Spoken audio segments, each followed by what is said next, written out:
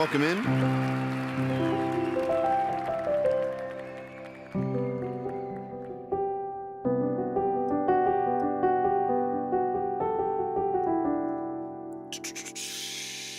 All right, we're live.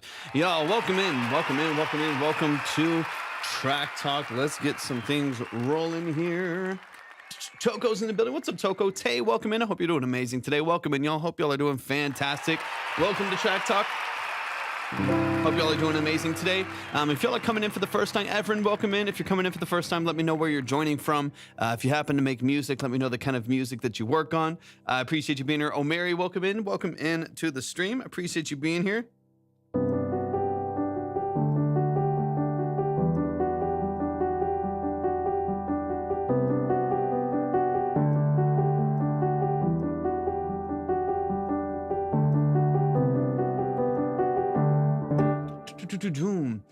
Let's see. Red Optical is in the building. Welcome in. Y'all. Thank y'all for joining the stream. How y'all feeling today?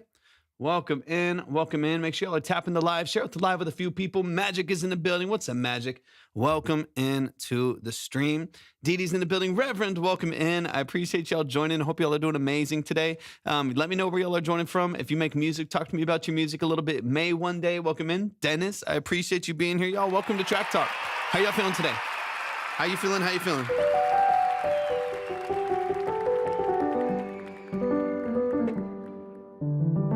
Aurelia, welcome in. Sauerkraut, welcome in as well.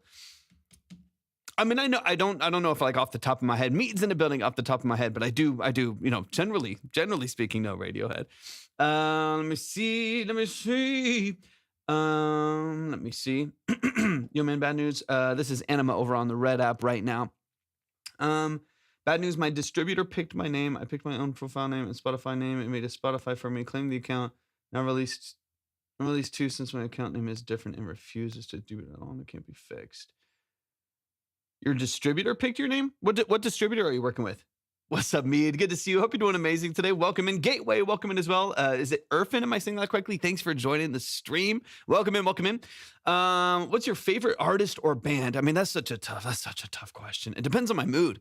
You know, I like synths. I like a lot of synths. I mean, one that I'm continually going to is probably Kavinsky. I think Kavinsky's probably one of my go-tos. I'm in an Adriatic phase right now as well. Adriatic is a lot of fun, especially if you like kind of like 80s heavy, you know, house style stuff like that. But Kavinsky, The Midnight, Time Cop 1983, Depeche Mode, Tears for Fears, Mike Dean. You know, I mean, there's a lot in that space. But yeah, it depends on the mood. Depends on if I'm being chill. Depends on if I'm relaxing, if I'm working out, if I'm on a road trip, whatever it may be. It's don't know any of it sounds good. Yeah, check them out. You probably know them. Derek, I got you, man. Appreciate you so much, man. I already got you ready to go. You probably do. You just probably don't know certain songs from them. Bumblebee, welcome in as well.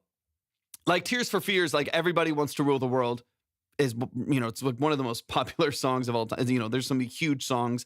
There's a lot of those, you know, shout stuff like that. Let it all out. It's like, I mean, I love the 80s. So it's like a lot of, you know, synth heavy, you know, dark, moody, interesting song structure. Kavinsky, especially like, you know, Night Call by Kavinsky's incredibly popular.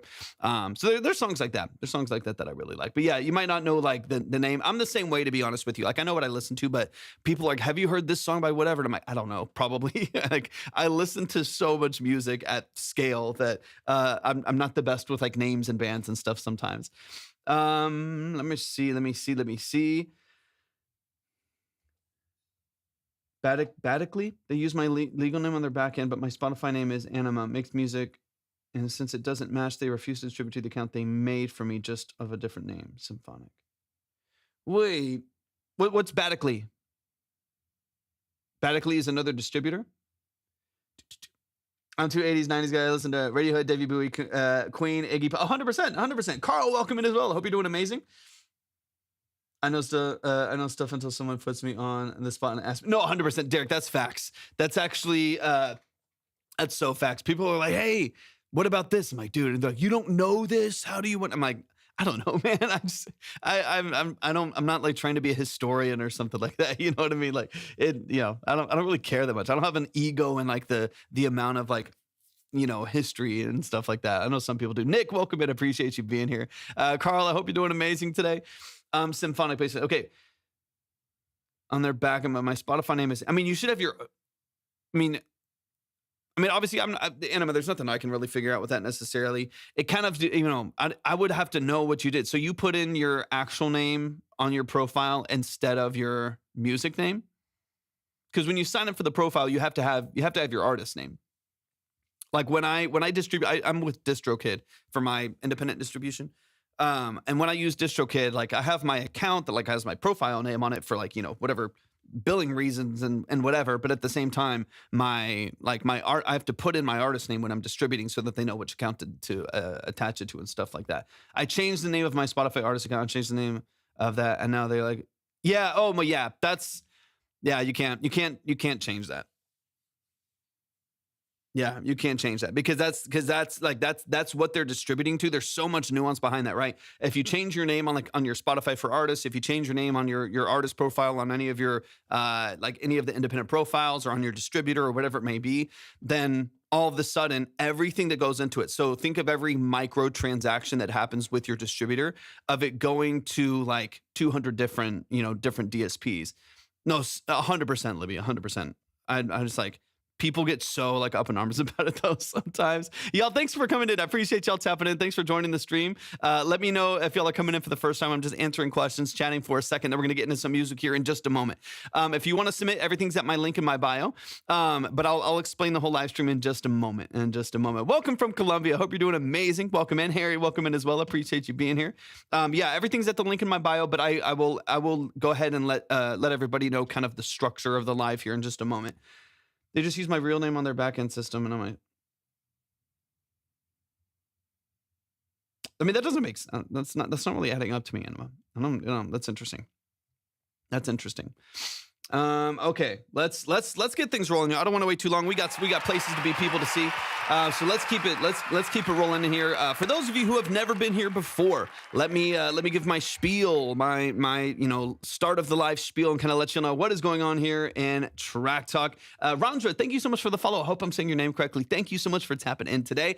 If you've never been here before, welcome to Track Talk. Welcome to the live. Welcome to the family. Hammerhead, thank you for the follow. I appreciate it. If y'all are coming in for the first time, what we do here at Track Talk are 20 to 30 minute multiple listen long form consultations on the structure of your music. These are long, they're detailed. We are going through your song, your instrumental, whatever it is that you might do 2 to 3 different times over that 20 to 30 minutes to really dive into the mix and master, production elements, sound design choices, lyric and song formatting, so on and so on. They are very, very detailed, very, very nuanced. Carl, thank you for the follow. Bamba, thank you for the follow as well. I appreciate it. They're very long. They're very I say very long, 20 to 30 minutes a song, which is obviously different than a 5-minute review or a rating or something like that. But they're very detailed. Our goal is to offer as much actionable and specific feedback on the structure of your music as possible. I want to make sure that we're getting into the details and the nuances of what you're doing both practically and creatively. This is not a quick review. There's no trash or pass. There's no ratings. There's no polls. It is a detailed long-form analysis of what you're doing. For those of you who don't know, my name is Torvik. I'm a full-time audio engineer, producer, and session musician. That is what I do for a living. I've done that for the last 14 plus years. I'm also a classically trained pianist. So the whole structure of the live stream is kind of pointed in that direction. I'm not here to roast you. I'm not here to tear you down. I'm not here to trash you. I'm also not here to hype you up. I'm not here to give you exposure. If that happens, fabulous. I love it. If you get a bunch of followers and listeners, great. If the algorithm does something, fabulous. It's just not my goal. It's not the way I've prioritized structuring the stream. It is really about getting into the nuances of your music, diving into those details, and hopefully offering some really detailed, structural things that we can help you polish your music with. Let me see a couple things here really quick. But if you do want to submit your music for said 20 to 30 minute multiple listen consultations, all you got to do, if you're on TikTok, go to the link in my bio. Everything is right there. You can see the line there. You can obviously submit from right there. Should be really easy and pretty straightforward. Once again, on TikTok, go to the link in my bio. If you're over on the Red app that we're also live on right now, you can go to the description for the live stream. If you're on the Purple app that we're also live on right now, you can type !submit right there in the chat. Let me see. Vadis is in the building. What's up, Vadis? Welcome in. Welcome in. Welcome in. No worries at all, man. No worries at all. There's never any pressure. Never any external pressure in order for you to submit. Feel free to hang out. We structure this in a way that hopefully everyone can get some value, can gain community in the network, and everybody can learn from the process as we're going through it. Because a lot of people have a lot of crossover in the issues and the pain points that they have in their mixing and their vocal production and sound design choices and stuff like that. So there's never any pressure to submit. If you want to, though, it's there. And we're going to dive into it. We're going to dive into it. But thank you all so much for tapping in. I appreciate you being here. Once again, if you want to submit on TikTok, go to the link in my bio. You'll see everything that you need right here. Let me refresh really quick, and then we're going to go ahead and kick straight into the music. We have Derek Bennett, the man, the myth, the legend right here in the building. Alex, thanks for tapping in. I got to be cleaning. Love y'all. Wife will kill me if not when she gets so sounds good. Hey, prioritize, man. Prioritize. Do you know the song Erica is a German song? I like it. Can you play it? That's not the kind of live that we do here, is it, Novell? Thank you so much for tapping in. I appreciate you being here. That's not the format of this particular live stream. These are detailed consultations for artists, producers, musicians, engineers, vocalists, songwriters, so on and so on. It's not to play just like popular music or music that you like or just, pay to spin or anything like that. They're long, detailed consultations for creatives that are in that space. If anybody does want to submit, like I said, everything's at the link in my bio. You won't submit here in the chat. But let's get into it. Let's get into it. We got Derek Bennett in the building. Brought you some more rock. That's what I like to hear, Derek. Yeah. Let's go. That's what I like to hear. All right, let's dive into it. I'm going to focus. Let's get into it. This is Fallen Crown by Derek Bennett featuring Ross Curry. So we just heard Ross Curry on the vocals yesterday, I think it was. So y'all show some love. Or no, it would have been 2 days ago at this point. Please show some love. Let's dive in. This is Fallen Crown by the family. Derek Bennett music right here in the chat. Magic's in the building. What's up, Magic? Welcome in. Keenan, appreciate you tapping in. Lo-fi phone call time. You know the deal. Let's get into it. It's open in Dropbox. Let's dive in. It's time for the music.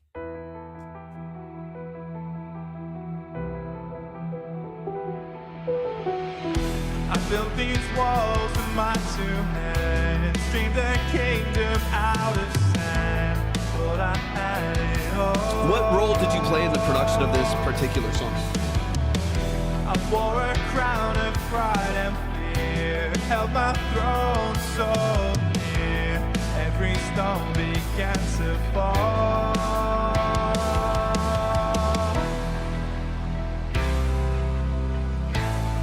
Cool. Perfect. I was a king in my own castle. I was a slave to the throne. I was never meant to stand alone on my own. Nice. They handled more of the guitar and stuff like that. MLA, welcome in. I was a king in my own castle. Now I'm serving by your side.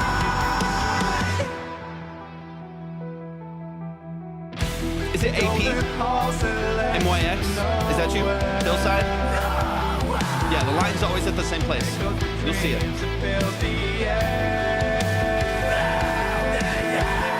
But when the silence met my breath, I found your mercy waiting there.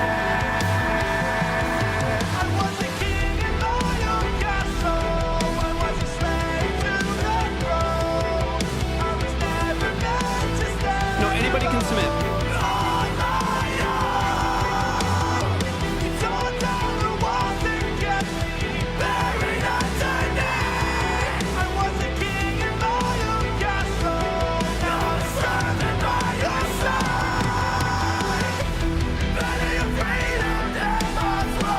Love the fry in the background too.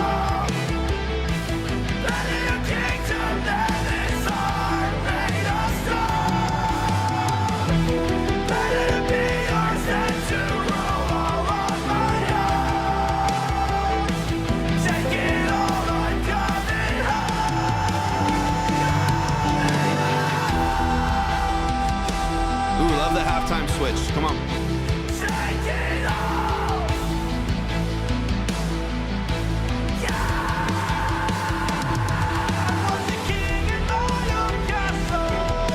No, don't worry about it. It's a huge variety, trust me.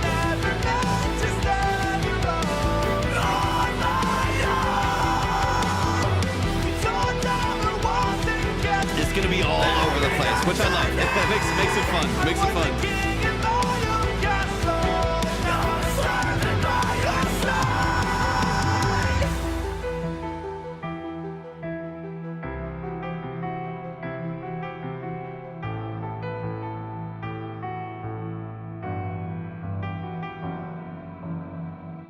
Let's go, let's go, let's go. Y'all show some up to Derek Bennett Music.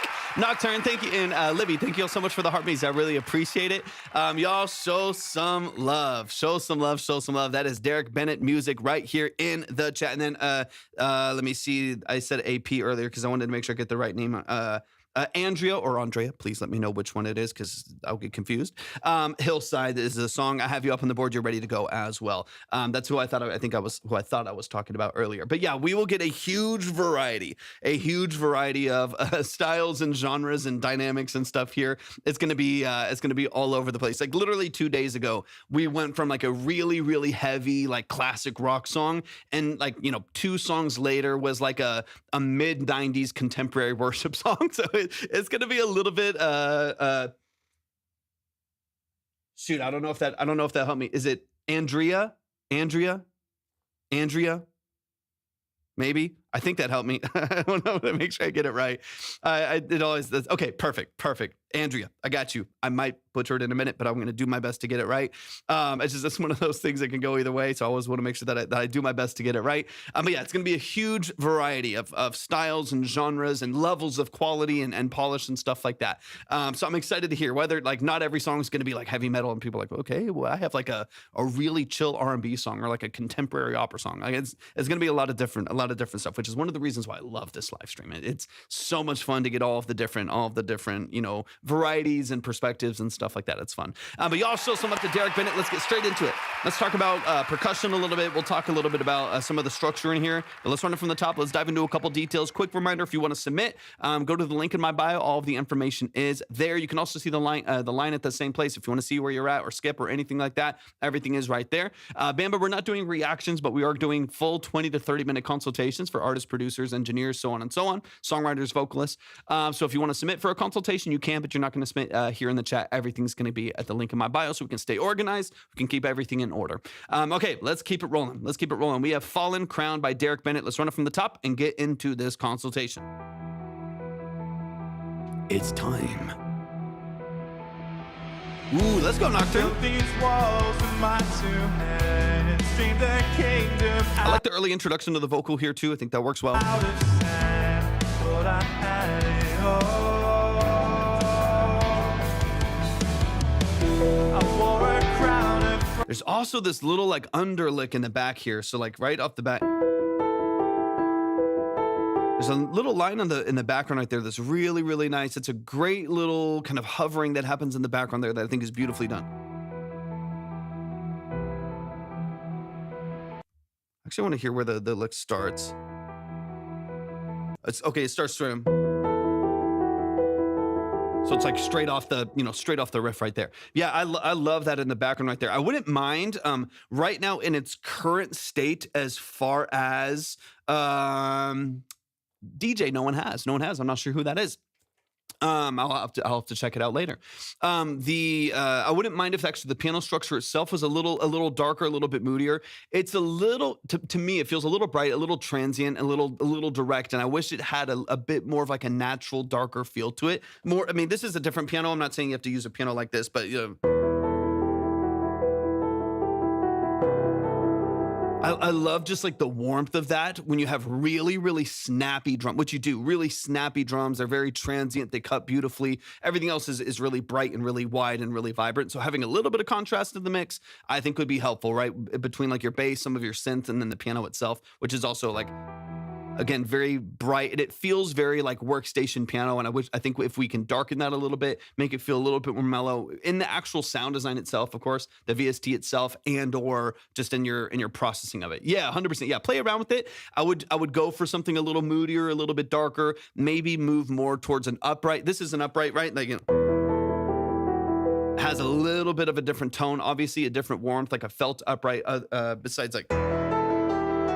That's great, but I almost like want that to go into like a trap beat or something. You know, there's a little bit of a different feel to it that I think could be nice to shift. Kevin Bennett's in the building. Is that your father? No, I'm just kidding.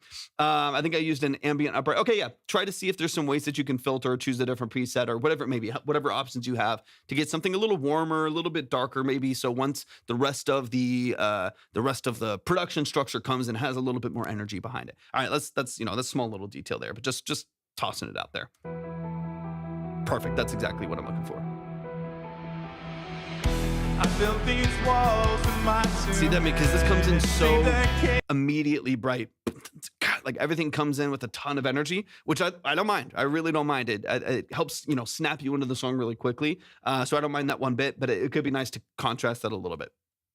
kingdom out of what I had it all.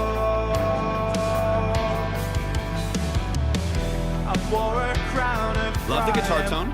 fear, held my throne so near, every stone began to fall.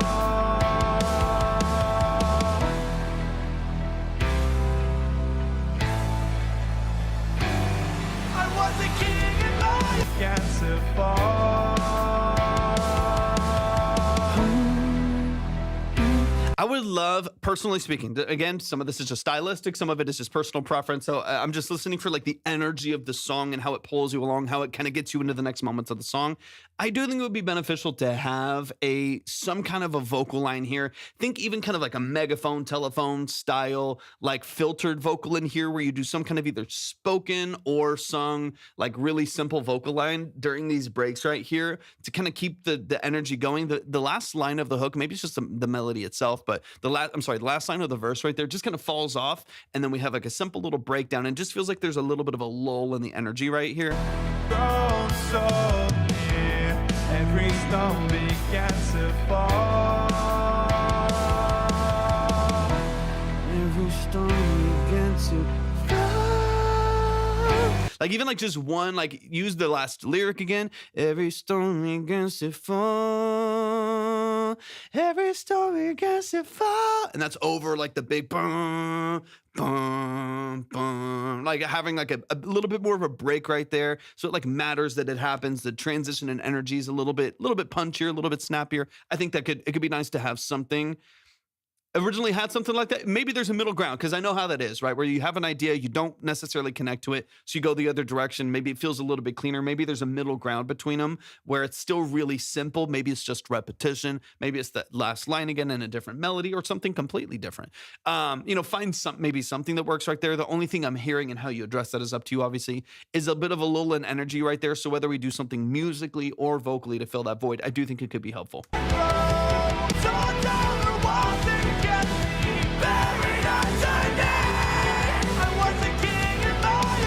Great high register. Obviously, their vocal range is insane. Love the fry screams as well. It adds a lot of tension, adds a lot of energy to the track as well. Great dynamics. Back into that melody. Golden halls that led to nowhere. Echoes of dreams that filled the air. But when the silence met my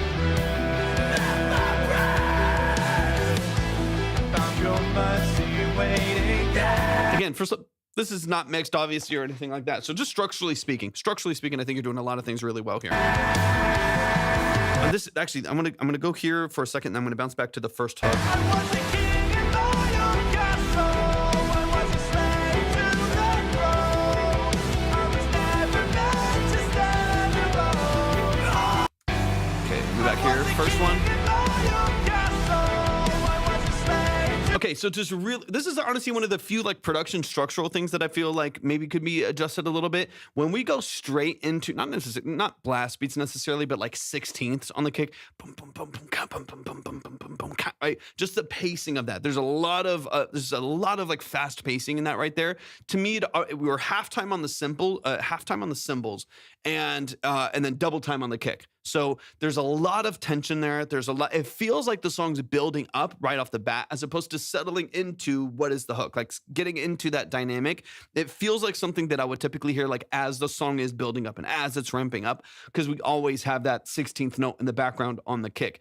I would again, to each their own, right? But like I would suggest potentially going boom boom ka boom boom boom ka boom boom ka, like maybe the quarters, or maybe eighths instead of 16ths or whatever it may be, to just kind of slow down the pacing of the drums right there, and then maybe even faster on the cymbals. You could bridge that gap. You could try to find kind of what works right there. But just from like a pacing standpoint, that to me right there, it launches you really, really quickly. And it feels like I almost want to only hear that pacing on like the last hook, right? Like if the first one is, and it's all right there, but it's a little bit of a slower pace, and then only on the last hook we go like that's where we get the really, really quick pacing, a little bit more like blast beats between the kick and the snare. Like we open it up a little bit more after you go halftime. What's up, Chase Sample? Speaking of, after we go halftime right there, just to switch up the vibe there a little bit. I think starting right off the bat with like 16ths just increases that like anticipation so much so early on that there's no real room to grow dynamically. I was a king in my own castle. I was a slave to the throne. Let's go, Chase. Let's go. Let's go. Congrats, man. I think so. I think I would have. What's up, Joseph? I think I would have chorus 1 and 2 the same. Thank you so much for the bubblegums. Thank you for the bubblegums. I appreciate you so much. I would do 1 and 2 the same, and then when you get here.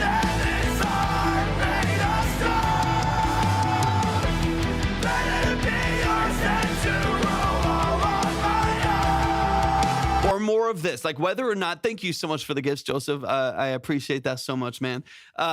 Even if you just did this on the first ones, like, or closer to this,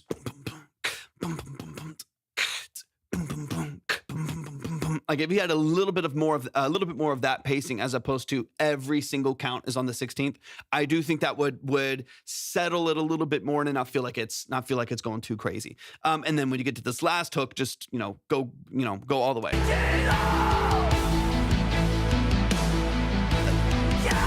Like half here and then build up. Yeah, like this is perfect for a last hook. So it's just making sure that there's space. What's up, Nicole? Welcome in. Making sure that there's space to get here. Make sure there's space to get here, because this is the exact same energy as 30 seconds into the song, right? That's the same as. Exact same dynamic, exact same energy. There's no real space to grow from there outside of just like screaming more, getting it louder. And so I think if there's a little bit more room to like push this, open it up, give it some energy, I think it'll come together in a way that feels like the song is a bit more of a journey to it. Not too much of like the same production structure copied over hook to hook. It'll feel like it jumps a little bit more. Slightly simpler on the first one. If you want to edge up on the 2, you can a little bit, but first and second would be pretty consistent. Then you go halftime for your bridge, and then you go full on for the last hook. That's going to create a little bit more dynamic range there that I think would be really, really beneficial. And y'all keep tapping the screen too. I appreciate it.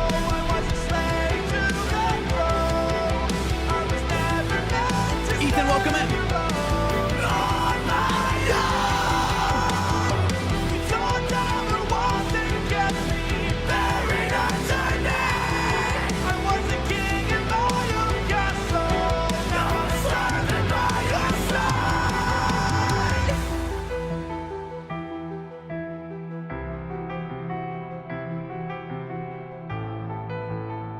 And especially once when you get back, this.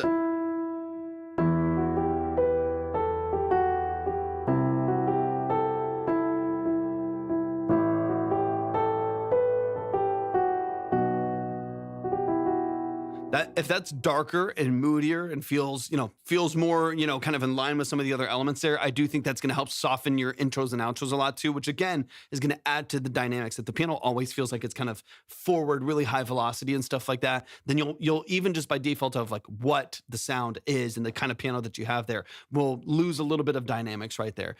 So y'all, please show some love, man. I like this a lot, man. It's a cool song. I seriously, like I said, I'm a big fan of what you do. I'm a big fan of this this direction for you as well, because I just think it's going to be really, really powerful as far as getting you fans of your music, getting you fans of what you do on the production and the writing side. I feel like it allows you to open up a different perspective on your writing as well, just because you're not having to put yourself in such a box as far as the direction of the lyrics, even if it's still tied to a lot of the same like the same background and same messaging. The way that you approach that messaging can be a little bit more unique and can be a little bit more nuanced when you shift over to a different lane like this. So I think this is a great space. I think this is a great space for you to be in, like I've mentioned before, and I'm really excited for you to tap into these and push them a little bit more. Y'all, please show some love to the family. I say it every time. Please show some love to Derek Bennett Music right here in the chat. That is the family. Show him some love and support. Work with him. He does a lot of like contemporary worship music, but he also obviously is working and writing in the kind of progressive metal space as well, cinematic score, stuff like that. So definitely reach out if you're interested. Go show some love and support to the family. We absolutely love Derek. Show him some love. Let's keep it rolling, y'all. Do me a huge favor if you would. Make sure y'all are tapping the screen over on TikTok. Share the live out and repost the live, especially if you feel like you could send it to people that would value kind of the structure of what we're doing here and could learn something from the process. It'd be very, very helpful. And also make sure that you send your heart me for the day. It does really help out the live stream quite a bit. Okay, let's get into it. Let's get into the next track here. We've got Andrea. I think I got it right. We got Andrea in the building. And then once again, if you want to submit your music, go to my link in my bio. You see everything that you need right there. Everything, the line as far as submitting, all that's right there. If you're on the purple app, type !submit in the chat. If you're on the red app, everything's in the description. But everything is at the link in my bio over on TikTok. But let's keep it rolling. We have Hillside by Andrea Phillips. Let's get into it. Andrea, if you're still in the chat, let me know the role that you play. I don't have any note here, so just let me know the role that you play in your music. I would love to hear a little bit about kind of what you do within the structure of your music as far as production, mix, performance, writing, things of that nature. So let me know whatever you want me to know in the chat, and we'll dive into it. So this is Andrea Phillips. The song is called Hillside. It is out on all platforms, so please go stream it, go like it, go add it to your playlist, go follow on Spotify and other DSPs, all that fun stuff. Show them some love and support. It's loading. There we go.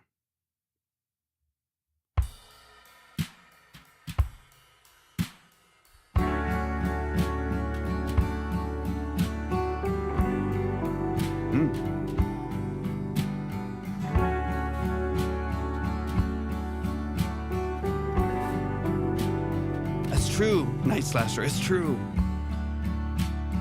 Laid on leaves in moonlight. Just Thank you for the follow. see if I've lost my mind.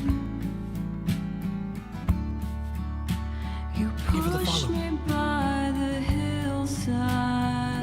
Great voice. Just to see if I would slide. Can you tell me something? I love that chord. Baby, that I've never heard. Rain falls on the pages kept. Absolutely, Music Vader. 100%. All at the link in my bio.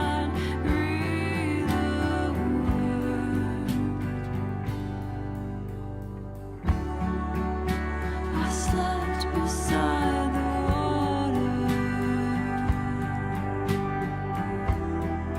to remember I can breathe. I learn to ride when I falter. Really great voice. Really great voice. J-Rock, welcome in. Think you know what I mean? Can you tell me something? Obsessed with that melody right there. Baby, that I've never heard. Rain falls on the pages kept. I cannot read the words.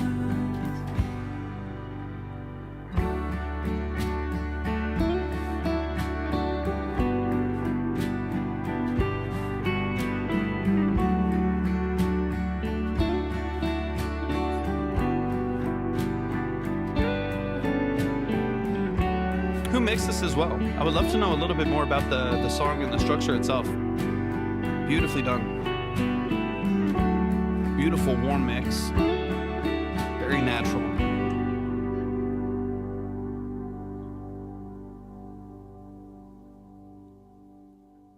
Beautiful, beautiful, beautiful. Y'all, please show some love, show some love, show some love. That is Hillside by Andrea Phillips. And that song you just heard is out on all platforms. So please go stream it. Go like the track. Go add it to your playlist. Go follow on Spotify. Go show some love and support. Of course, follow here on TikTok as well. That's where you can see their artist profile. Show them some love and support. Go boost their algorithm, boost the numbers, all that fun stuff. Mixed by Darian Stribling. But he retired. I mean, this is beautiful. I mean, this is also, I think this is, let me see, a couple years old as well, it looks like. A couple years old. Yeah, it looks like maybe from an album in 2020. Oh, it's playing again. An album in 2024. Amazing, amazing, amazing, amazing. Let's get into it. Let's dive into some details. This is not a song you overproduce. This is not a song that needs any critique. What I want to do, especially when we get a song like this is so warm and beautiful and nuanced, and even in any level of noise or flaw, it has all these beautiful textures to it that I think is what makes music like this so emotional, so beautiful. So I want to dive into some of the details here. Fantastic. Really, really, really well done. Your writing is great. Melodic structure is so tasteful. There's some really amazing moments in here, and the way that you build over the progression that to me is just everything. So let's dive into some of the details. But for me, this is about drawing attention to the things that you, the musicians, session musicians, producers around you are doing so well, so that people can kind of take that into account in their own music as well. Grant the band, welcome in as well. I hope you're doing amazing. Y'all, if you're on TikTok, do me a favor, tap the screen, share out the live with a few people. You can also help out with a repost as well. It does definitely help the stream. All right, let's get it. This is Hillside by Andrea Phillips. If you want to submit your music for our consultation like we're getting into here, everything's at the link in my bio. Just go there, follow the steps, and you can see the line there as well.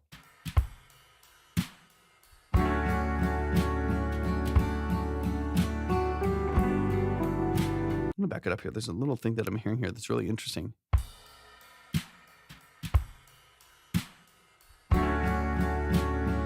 I think it actually might be, I'm not positive. I don't know the session, so I don't know exactly what all went into the individual details of, the sonics that we're hearing here, but I think there might be like a either a side chain between some of the direct mics, or maybe and the overheads potentially, or just the natural pumping that's happening because of some gating in the background as well. So like when when some of the directs are hitting, it's gating the overheads or whatever it may be to get better clarity from I don't know. Or it could just be a stylistic pump that's happening specifically for a specific reason. But there's a really interesting, almost like resampled feel to the ride when it's being hit, even though it's natural. You know what I mean? And so it's really interesting, this little pump that we're getting out of the ride on one side, but it sounds like it might just be either chained or gated in tandem. And so it's giving this interesting little jump and pump in the background there.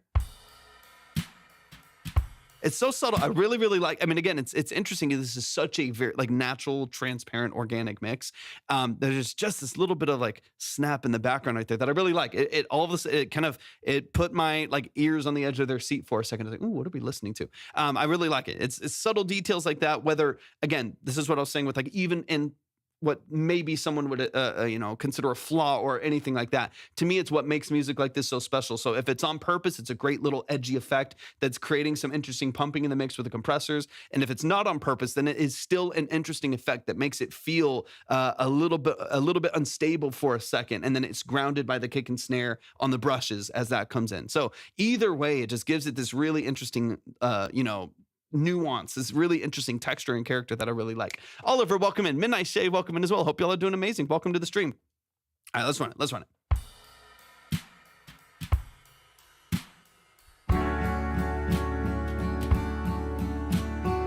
I was almost kind of curious if there was a phantom sidechain from the acoustic guitars, because the acoustic guitars are also doing the eighth notes right here. It's carrying kind of that same eighth note pattern in the background right there. I was curious if that was happening, but obviously it's happening before those introduce themselves as well. Beautiful. Love the brushwork.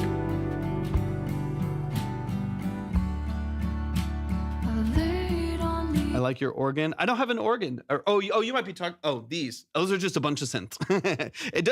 I was confused for a second and then realized, oh yeah, it does kind of look like an organ. It's a couple of the synths that I have behind me there. I appreciate you tapping in, Midnight. Welcome in. Using moonlight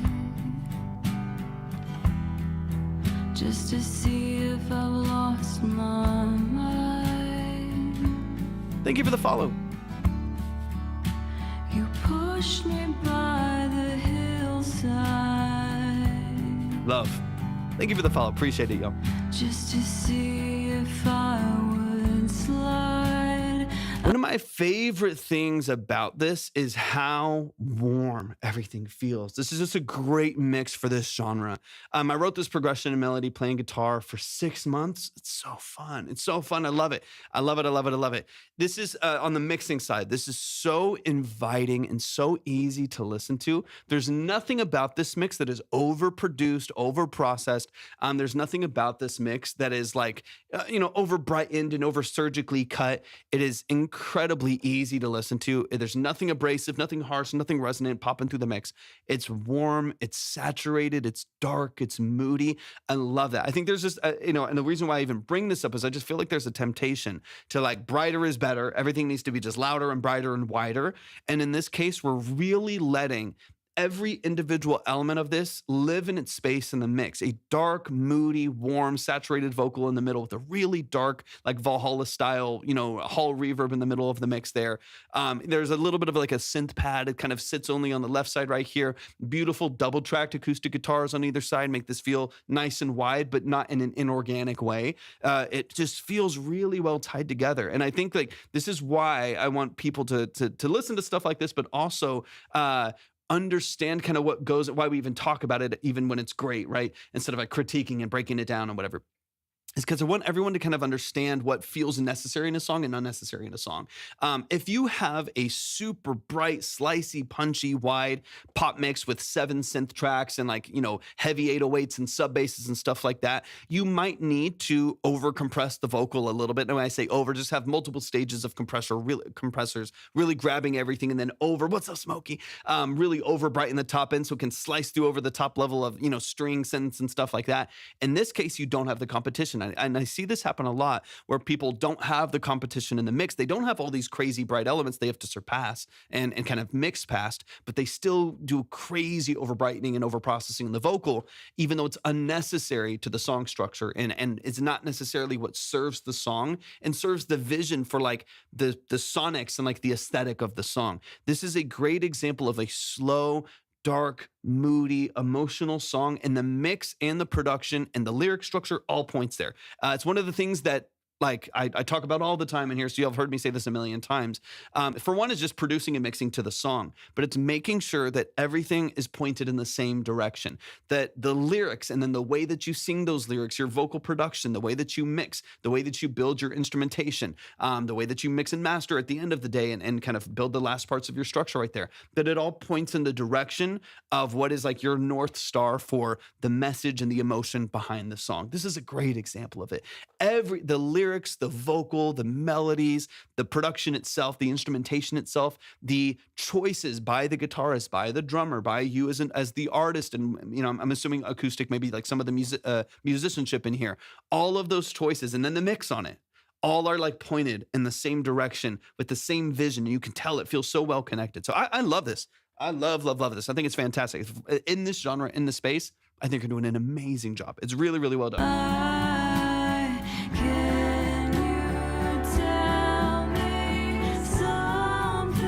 Linwood, I got you, and Grant, I got you as well. Appreciate you.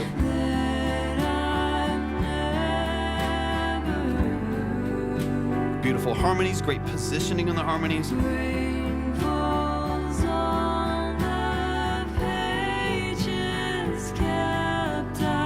It's a great double track on that too.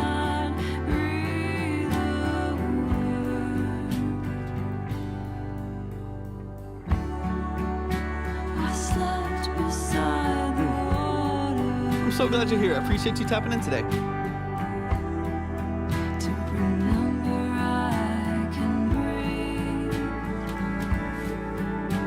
There's some layers in the background that I really love as well. This is where I just start to have fun. Of like, I love synths. Synths are my thing. I have them all over the place, and more to come. In fact, I have a synth. I haven't ordered it yet, but I'm getting another one here pretty soon. I'm very, very, very, very excited about.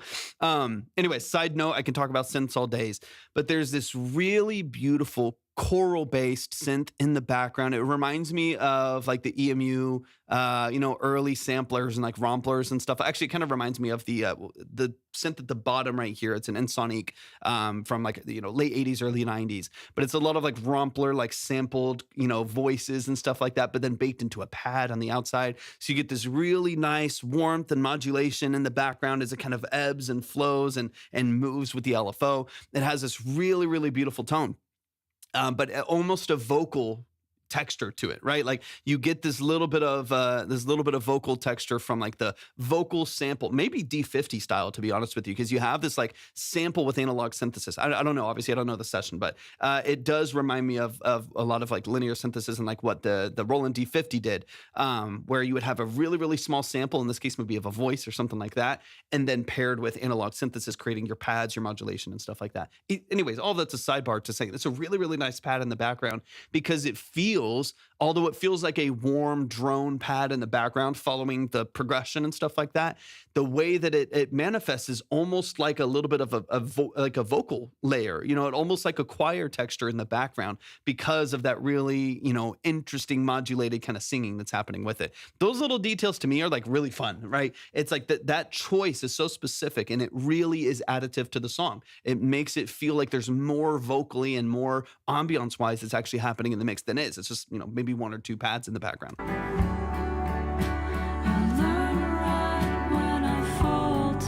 Devs, thank you for the follow. I appreciate you.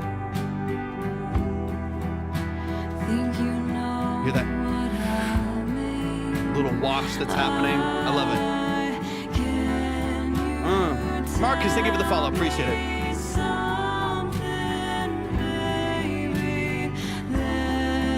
You deserve so many more monthly listeners that you have. This is beautiful. All right, let me get into the last section of the song here. But yeah, Andrea, this is beautiful. Absolutely amazing. I think everybody did their job well. I don't feel like there's a gap in quality here at all. I think the progression is beautiful. Like I said, melody and lyric structure is awesome. Your voice has such a great character to it. It's very warm, very easy to listen to. It's mixed gorgeous. I love the mix. I don't have any complaints on the mix whatsoever. It's a beautiful mix. Everything feels so easy to listen to. I love it so much. I'm shocked you only have, I think, was it like 2,500 monthly listeners or something like that.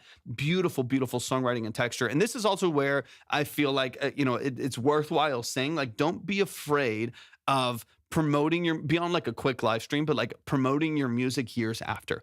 Being an artist is not the main thing that I do. My main thing is production, session work, like doing session musician stuff, playing synths, mixing and mastering. Like that's what I do for a living. That's how I make money. I am an artist, but it's not the thing that pays the bills. But even in my artistry, that's not a big part of what I'm able to focus on.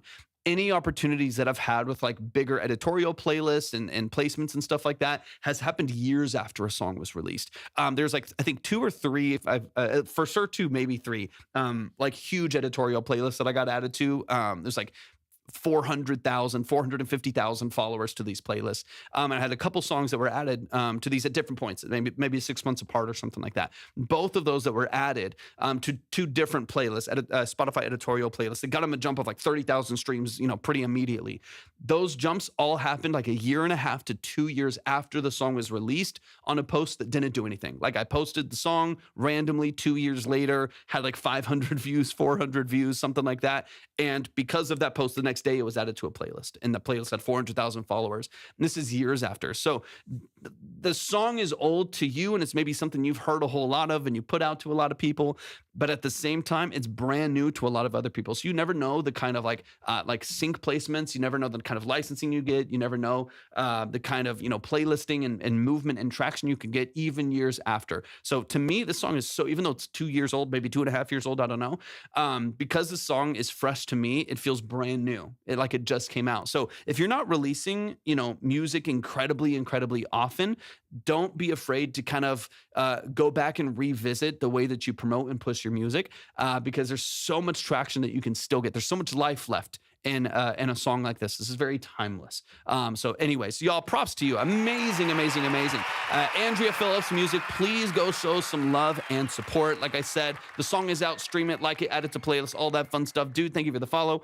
Please show some love. I can't wait to hear more music from you. I think you're absolutely fantastic. Really, really great tone, really great texture. So y'all give it up one more time for Andrea Phillips. If y'all would like to submit your music, we're going to keep it rolling. So Grant, I got you. Linwood, I got you. Thank y'all so much for hopping in the line today. I appreciate that so much. We're about to get into y'all's music. If you would like to submit your music, we're going to be on for about another... all things willing, about 2.5 hours or so, another 2.5 hours. So we're going to get through a chunk of songs today. If you would like to submit your music for what these are 20 to 30 minute breakdowns. They're long form consultations, deep dives into the structure of your music. That's going to be different for everybody. Some people, like we just heard, are very, very polished. Some people are brand new to what they're doing. Some people have never mixed before, and this is their first time. Some people send voice memos. Some people have won Grammys. It's going to be all over the place as far as skill, as far as quality, as far as genre and style and language and everything goes. So if you would like to submit your music for one of these breakdowns, 20 to 30 minutes a piece, multiple listens through your song, go to the link in my bio. You'll see everything that you need right there. You can also see the line if you want to move forward, check where you're at, stuff like that. It's at that same place where you're submitting. If you're on the purple app, you can type !submit in the chat. If you're on the red app, you can go to the description for the live stream. But the next track that we got right here is from Linwood. Let's get into it. Linwood Sings is right here in the chat. Let's see. This is called Run, also on Spotify. Let me get that open over here real quick. Let's see. Boom. Boom, boom, boom, boom. Beautiful. Hold on. I like that. This is a track off of my new EP called Under My Skin. We are an indie rock and roll band from Cincinnati, Ohio, whose EP just dropped last Friday. Thanks for listening. Let's get into it. This is Linwood Sings. I don't believe I've heard your music before, but if I have, just remind me. I get confused with the names oftentimes. So y'all show some love to Lynn. Again, Linwood, this song is out on platforms like we just said with the last artist. Go support them. Like the track, add it to playlists, stream it, of course. Follow on Spotify, all of that good stuff. I don't believe so. Beautiful. So glad you're here. Thanks for trusting me with your music here on this crazy internet. I appreciate you a lot. Thanks for joining. Let's get into it. Let's dive into some of the details. Let me know. Let's see, the indie rock and roll band. So let me know, are you frontman? Let me know. Give me some details as far as who I am talking to here in the chat, just so we can talk a little bit about the details of the role that you play in your music, and then anything else you want me to know, just drop it in the chat. Whoops, that's the wrong button. I'm cheering for no reason. Let's get into it. This is Run by Linwood. Let's dive in.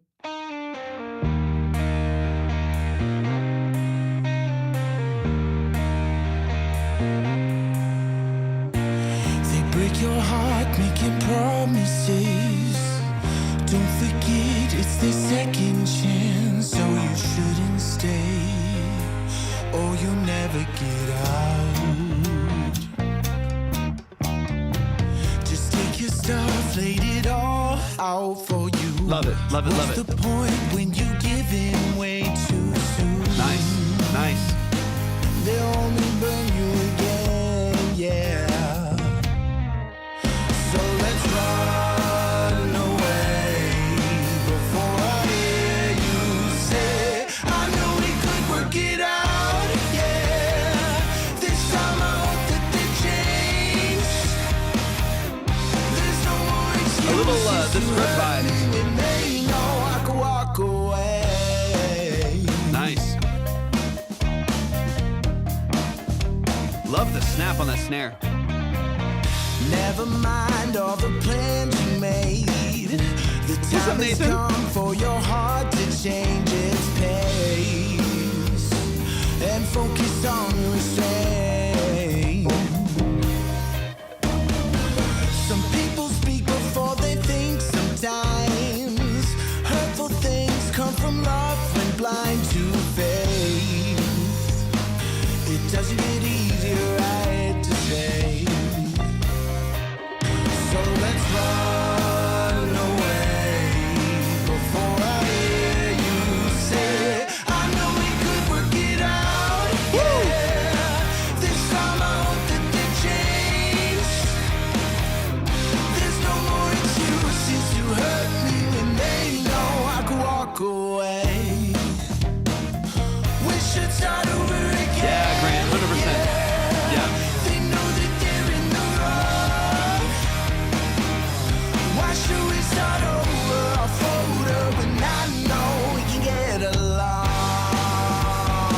Russell, thank you for the follow. Get along. You always give in too quickly when they are so close to breaking your trust so swiftly. You're like a dead rose whose beauty's fading over like a bridge with no end. Just driving off cliffs to make up for your mistakes in the end. Welcome in. Dristastic, welcome in. Nice. Little chromatic walk.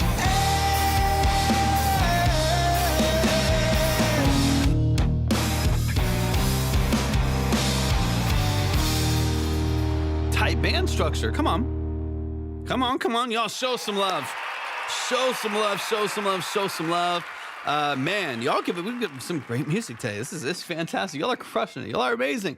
Y'all please show some love to Lynn Wood in the chat. The song is called Run. And once again, this song is released. It is out on all platforms. So go like the track, go stream it, go add it to your playlist, go follow on Spotify and other DSPs. And of course, make sure that you follow Lynn Wood Sings right here in the chat. Let's dive into it. Let's get into it.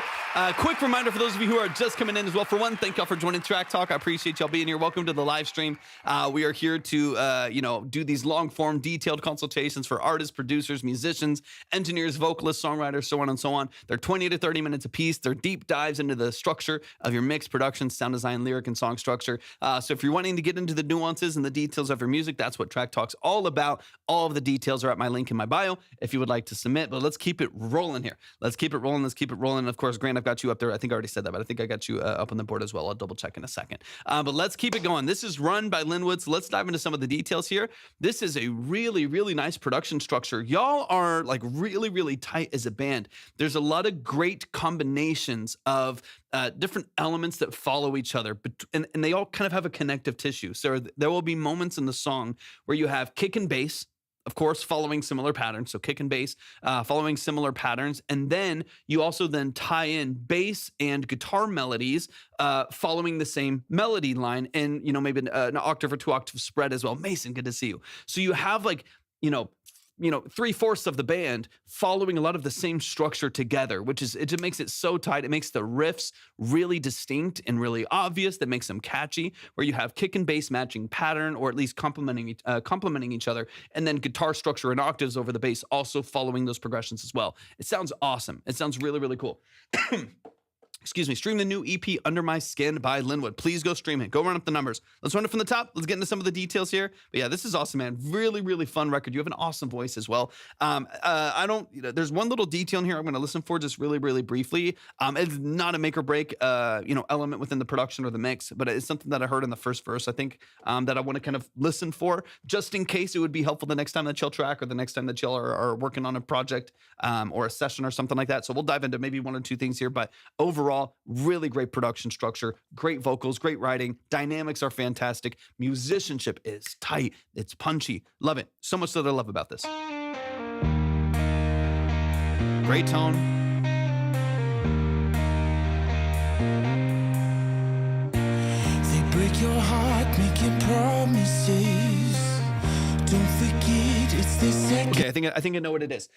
So really, really quick, I'm pretty sure if this is the same thing that I'm listening for over here. One of the things that I'm hearing in the background here, so the starts really open between bass, open ride, bass, and those, double track guitars. Beautiful. Tone is fantastic. All of the balance of that sounds amazing. As soon as the vocal comes in, you get this immediate introduction of a lot of like white noise, right? So you get the immediately right in the background of the mix. This is then gated and cut or like clip gained out later on in different pockets of the song. And there's just so much dynamic in the rest of the song that I think it disguises it a decent amount. Early in the song here, there's a fair amount of that noise. The result of that, although 99% of this sounds fantastic, I'm being nitpicky and it's just my engineer brain kicking in.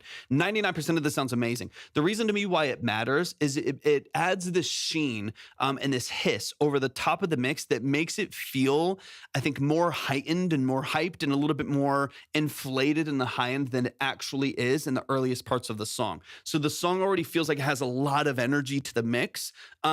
which in my opinion doesn't allow for as much growth. It doesn't allow for as much dynamic range, as opposed to this being, or in contrast with this being a like drier, more forward vocal without all that high end hiss. A lot of that's going to come through just your tracking process. That could just be in the room. It could be the preamp that you're using. It could be the mic that you're using, the interface. It could just be self noise. You know what I mean? Like everything has noise. This mic that I'm using, this is a tube microphone. This mic has a pretty fair amount of noise. Sometimes the tube preamp that I'm using has a fair amount of noise. You go into the preamp, I bypass the preamps, but you go into the conversion on the interface, everything. And then there's lights in here. There's a fan going on, the AC, there's noise. Everything makes up some noise. And so I think we're just getting a little bit of that in the background. And again, it makes your more intimate, closer vocal here early on feel more awake and heightened than my brain kind of wants it. I want to feel like this lower dynamic range in the intro lives in that space a little bit more, that it actually it feels close, it feels intimate, everything feels really dry, and it kind of immediately just feels, it just kind of feels like the top's blown off already. So I would love to either, there's some nuance in this, so it depends on what the source is. It depends on if it's a noisy mic, cables. It depends on if it's your preamp. It depends on kind of where in your vocal chain this noise is reintroduced. It's also going to be amplified by then you compressing it more, right? 2 stages of compression. We're bringing up that low-end information, or like low-level information. Then you brighten up and you crank, the top end at 10K up, 4 dB to make the vocal airier. All of that is adding to that energy that we're hearing in the mix. And so that's where I feel like maybe earlier on, we can maybe mitigate some of that with some like tasteful noise reduction. I use NS1 just for anyone. I could show you actually, literally, if I take this off, you hear all that in the background. It's not a ton. This is all the noise, thankfully speaking, that's all the noise that I'm talking about. Even though this is a tube mic and I am going into a preamp and compressor outboard, it's not that much noise. That's all the noise that I'm dealing with, and that is with 3 stages of compression. So, but if it's more than that, recording through an SM7B, I think even the breaths and the takes adds to it as well too. Yeah, a little bit of that. I'm assuming you are, but are you using an inline preamp with the SM7B? Because there's some stages to this that could be helpful as well. Greg, welcome in as well. Greg, I hope you're doing amazing. Welcome to the stream. Some of it's the breath maybe in between, but it's also, I think it's stages, right? It's like a bit of self noise, which is going to be there, amplified by compression, then amplified by a high shelf as well. Cloud lifter. Okay, perfect. I mean, you could, yeah, I have that. So I have an SM7B. It's in the other room. I have an SM7B, and I also use a Triton Fathead, which is just it's a cloud lifter. It's another inline preamp. And it's super, super clean. It's super, super clean. You might try a few. You might try a couple different options. Try going direct for a moment. Try another. Maybe try another preamp. Even a cheap one. You just never know. Like if there's something that's causing it. Check wiring. A few things, like because if it's this much noise. Depending on what you're going into, like if you're going through maybe an older generation Focusrite, that could be a thing, or even an older generation Apollo.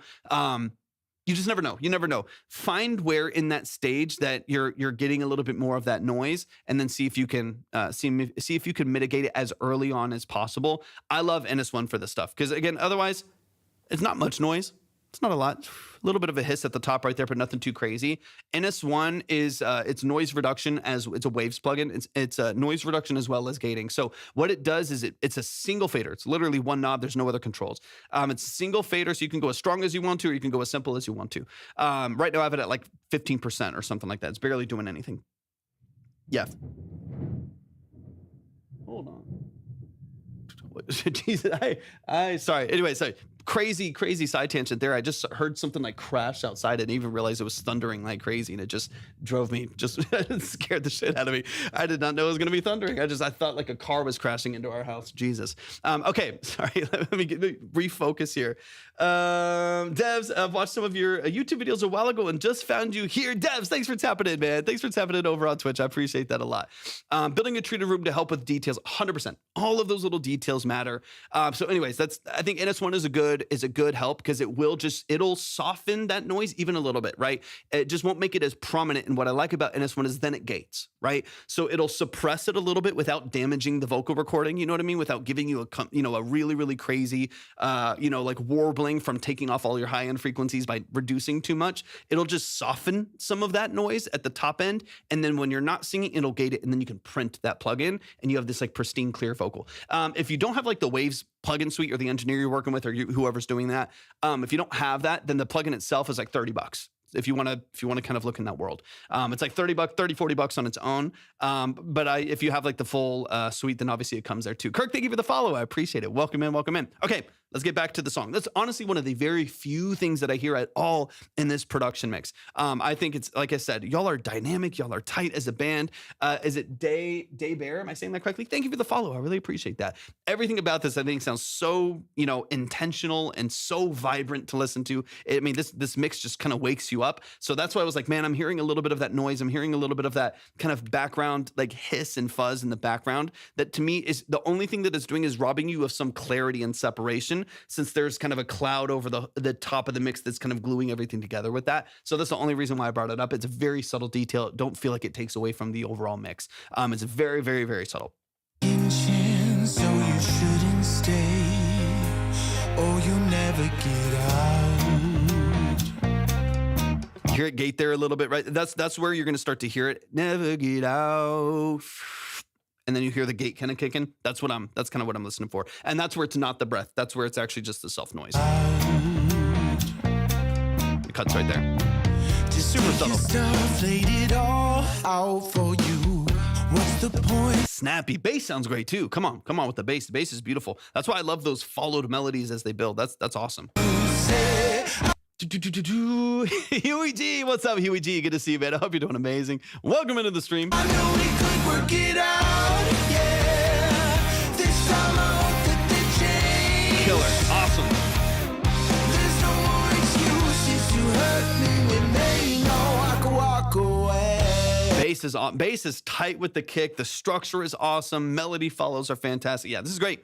That's fantastic. It's fantastic. Y'all show some love to Linwood Sings. This is a great song. Before they think sometimes hurtful things come from love when blind to faith. Yeah, absolutely killer. Y'all are great. Right to say. So let's run away before I hear you say, I know we could work it out, yeah. This time I hope that they change. There's no more excuses to hurt me when they know Absolutely. I can walk away. We should start over again, yeah. They know that they're in the wrong. Why should we start over? I'll fold up and I Got you, Daniel. know we can get along. Get along. Absolutely does. 100%. You always give All in styles, so all genres. easily. Let's go, When Daniel. they are so close to breaking. Love the chromatic dun dun dun. That little chromatic walk up on the background there too. Beautiful movement, adds a lot of tension. So cool. It's so cool. It's so cool. Y'all are absolutely crushing it. Yeah, I can't wait to hear more from y'all. I think y'all are fantastic. Let me get to the outro here. Great tone, great snap on the drums. The drums are also really wide. It's drummer perspective panning, which makes me so happy. Nothing angers me more for no reason. This is stupid, but nothing angers me more than audience perspective drum mixing. It should be drummer perspective every time walking through the toms and the overheads. I love it. There's a lot that I really, really love about the structure here. But yeah, devs, 100%, absolutely any style, any genre, any level of preparedness or quality. Mistakes in the air.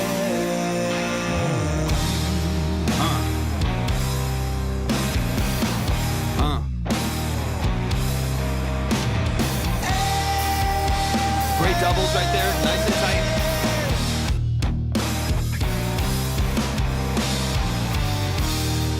So good. So good, so good, so good. Y'all, please show some love to Linwood Sings right here in the chat. The song's out. Go stream it, go like it, go follow all that fun stuff, man. Follow him here, of course, over on TikTok as well. I love what y'all do. I think y'all are, everyone's executing at a very high level. Sounds great. Sounds great. Sounds great. Let's keep it rolling, y'all. We got more music to get to. Once again, if you would like to submit your music for a consultation, LSO, so good to see you. Thanks for tapping in. Go to the link in my bio. All the details are right there. If you would like to move forward, you want to see the line, then the line is at the same place that you submit. If you are on the purple app and you would like to submit, type exclamation point submit in the chat. If you are on the red app, it's in the description for the stream. If you're on TikTok, everything's at the link in my bio. Let's get it. We got a couple in here, so let me get this updated right now. Let me just make sure that this is where it's supposed to be. All right, we got Grant the Band in the building. Grant the Band, hop in the chat. Let me know what's going on here. This is a brand new original song, dropped about 3 weeks ago. Song about pushing through challenging times, zooming out and focusing on what fills your cup. Let's get into it, man. This is also out, man. We got a lot of release songs today. That's funny. It's usually, no complaints. It's usually like 90% unreleased like demos and stuff. What's funny is like it sounds like a lot of people have finished a lot of their stuff when they came in this time. So we have a lot of release tracks today. This one also is available everywhere that you stream music. So go like it, go follow, go stream, go whatever, all that stuff. Add it to playlists, all the fun stuff. Let's get into it. Do me a huge favor over on TikTok as well. If y'all are in the chat, do me a huge favor. Make sure that you repost the live, like the live, share out the live with a few people. Don't forget to send your heart me. It does really help out the live stream quite a bit. But let's get into it. Let's get into it. This is Peace of Mind by Grant the Band. Let me get this open.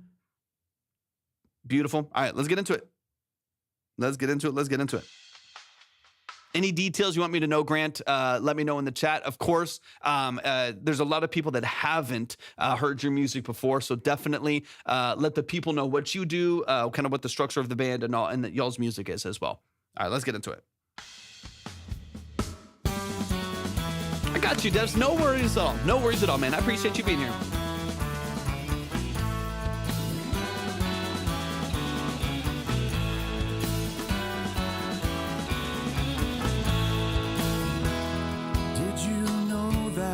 Life goes on when you think there's nothing. Hey, thank you so much. Yeah, I'm so glad you're here. Never any pressure. I appreciate you tapping in today. Welcome in. Turning around the poles, that'll never change. The sun and the moon make their own love. Where you think the moon gets the glow. Someone special, welcome in. Fill it with something. Let it grow.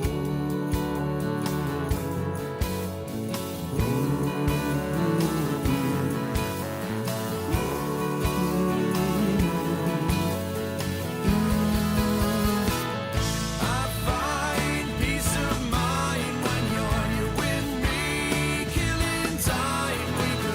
We could kill the pain, yeah. We could feel the gain.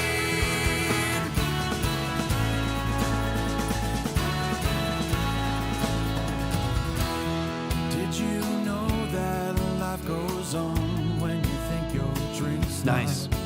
Feels very classic. The world is just a speck in space. Alex, welcome in.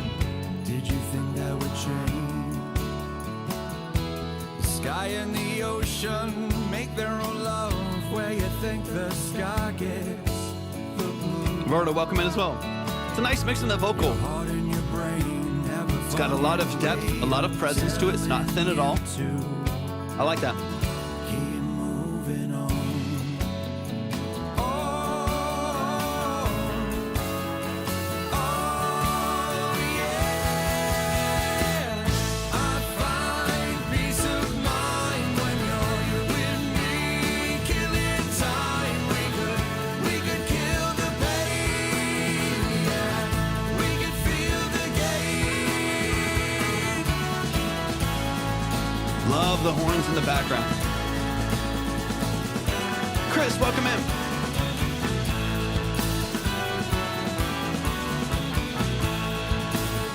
If we never fall, What's up, Kai?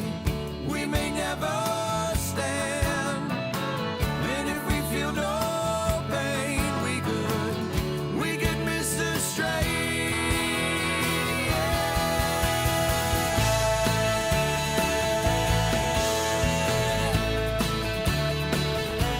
It's a nice mix.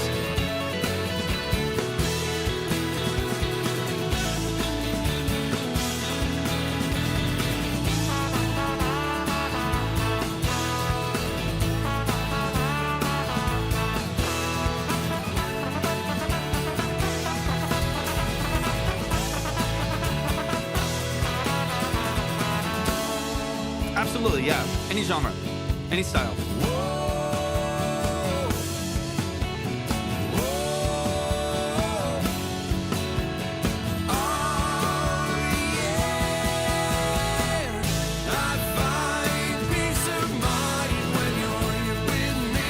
Link in my bio.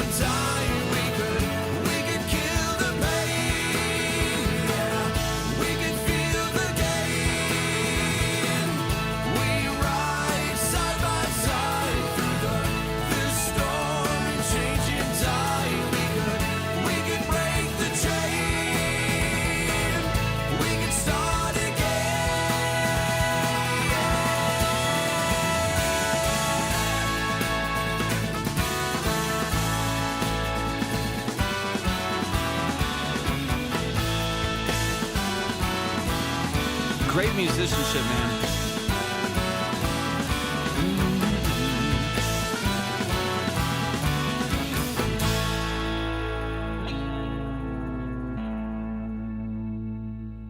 Really, really well done, man. Y'all show some love.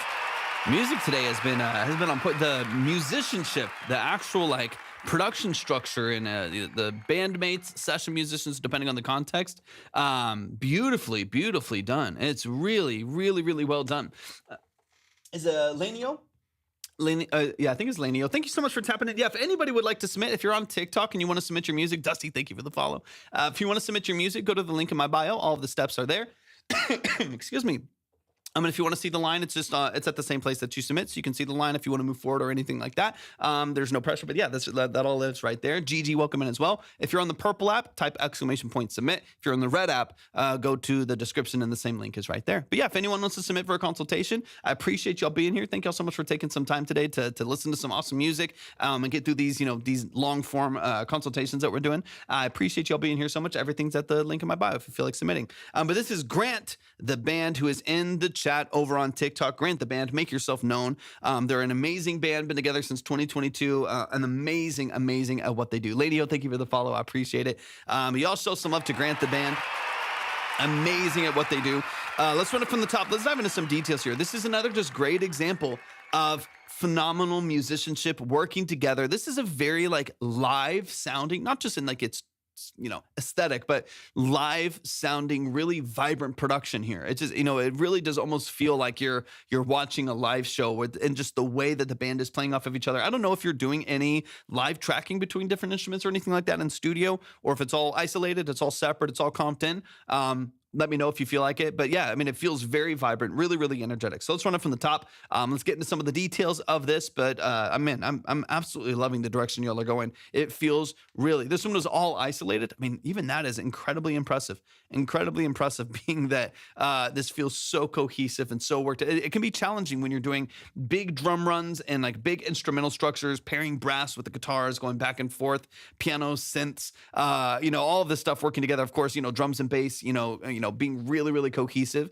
That's not that easy to do when you are isolating each thing and just comping in, or just, laying over and dubbing in. Like, that's not an easy thing to do. There's a couple bands that come in here that do live recordings, and you can tell like they work together well. They're building dynamics together. They're feeding off of each other. They're shifting time and dynamics together. That can be a really powerful thing to capture as session musicians, as bands. Like in some session work that I've done before, I've done both, where like some they hire me for session work and I just do the session. I just track synths, guitars, whatever. Like, I'm just tracking that thing over a song that's largely been built, or at least a demo of it. And then I've also done sessions where I'm in the room with multiple musicians, and there's something really special about it. But y'all have captured, the reason why I'm saying this, y'all have captured but wanted to capture how we play it live. Beautiful. Y'all have done that. Y'all have captured that feeling of live music and that cohesion and that dynamic of live music in a recording like this. So great job. I think if that was your goal, you've absolutely accomplished it. Let's run it from the top. Peace of Mind, Grant the band. The song's out. Stream it, like it, follow, all that good stuff. It's out wherever you listen to music.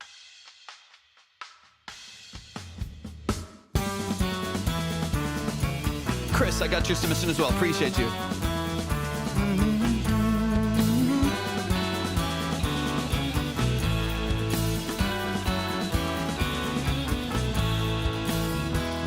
Did you know that life goes on when you think there's nothing for you? very bright, very airy. Around the poles, that'll never change. The sun and the moon make. I love the early introduction of the vocals too. It's not like a strict just 4/4 4 measures where we're just getting through 16. Like there's a lot of interesting early admissions of those new vocal lines and new progressions that come in that aren't allowing you to fully resolve the progression. I like that. I like it. It makes it feel like it's not necessarily even just 5/4, but it makes it feel like there's a little wrench in the system. So even though it sounds really grounded and really cohesive, there's little shifts in there that keep your brain kind of on its toes a little bit when you're listening to this production. I really, really like even just tiny details like that aren't just straightforward 4 bars, 4 measures, 4 counts each. There's little twists and turns in there that even if it's very, very subconscious and you barely even know what's happening, the measure change and the signature change right there is making it really interesting to listen to. Around the poles, that'll never change. And life, Let me hear. did you know that life goes on when you think there's nothing for you? The world is turning around the poles, that'll never change. The sun and the moon made. Yeah, it's like 3 measures depending on your count, right? It's like 3 measures and then bringing it back in, 3 measures and bringing it back in. So you don't have the last like 4 counts to complete and resolve that progression. It like brings it back into play again. One thing that it's doing is it's actually pushing the song along at a faster pace. So I think part of what I like about this earlier introduction, like being a measure or a couple counts early on going back into your progression without resolving it. Excuse me, sorry, something blew in with the rain.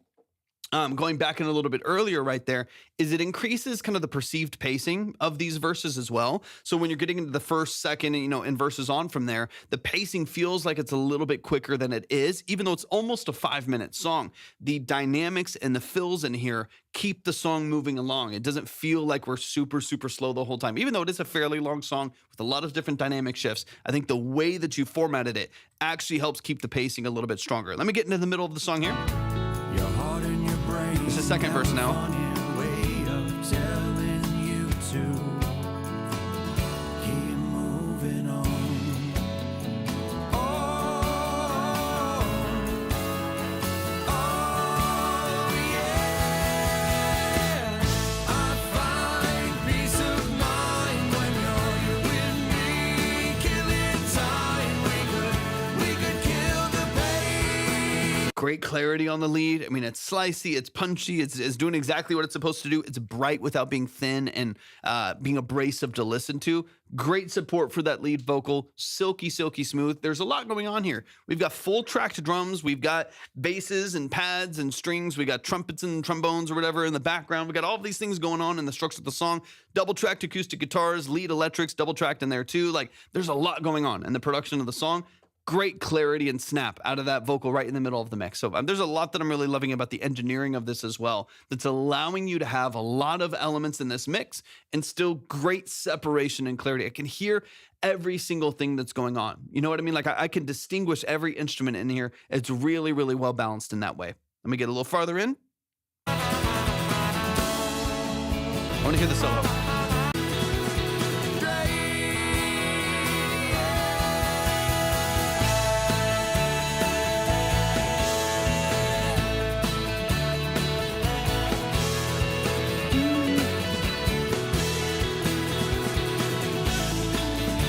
Selfishly, I wouldn't mind if that guitar was like 3 dB louder. It's really, really nice, like chimey Fender tube tone. Like, there's something about it that's really, really beautiful to listen to.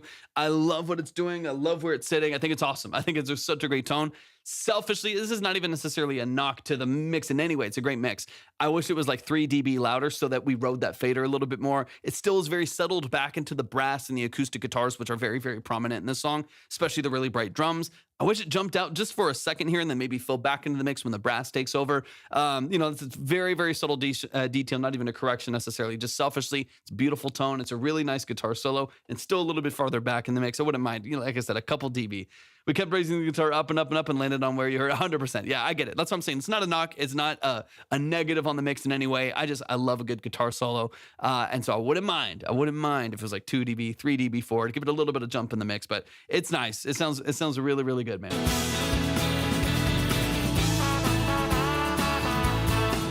Because of the mid energy, the guitar itself is a little bit on the brighter, chimey side, which is beautiful. Love it so much. The brass carries a lot more energy in the mids, right? So there's a lot more space when the vocal's not there for that brass to take over. Since the electric guitar is brighter and chimier and has a little more shimmer over the top end and less low end energy than the brass does, less low mid energy than the brass does, it's competing more in the space of like tambourine, the hi-hats, the drums, the overheads, the double-tracked acoustic guitars. That's the realm that it's competing in, versus the brass is competing where the vocal was sitting more or less. The vocal's not there, so the brass shines. A couple little layers in the brass, and it cuts straight through the mix. The guitar's competing with a lot more. That's where it's like if it was forward, or even if you introduced a little bit more 800 hertz, 1000 hertz, and gave it a little bit of a bump there, could make it feel a little bit more forward. Still sounds great, though. Still sounds awesome.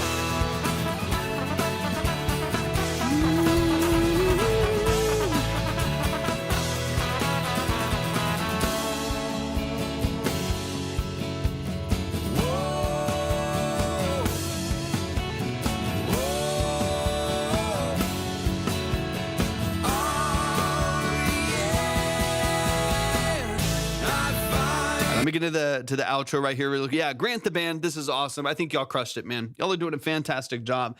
No complaints. I mean, it's well-structured music.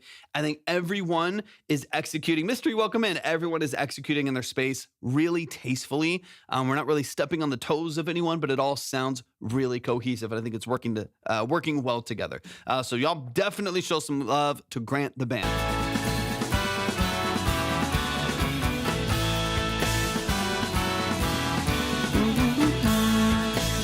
All these cuts are great.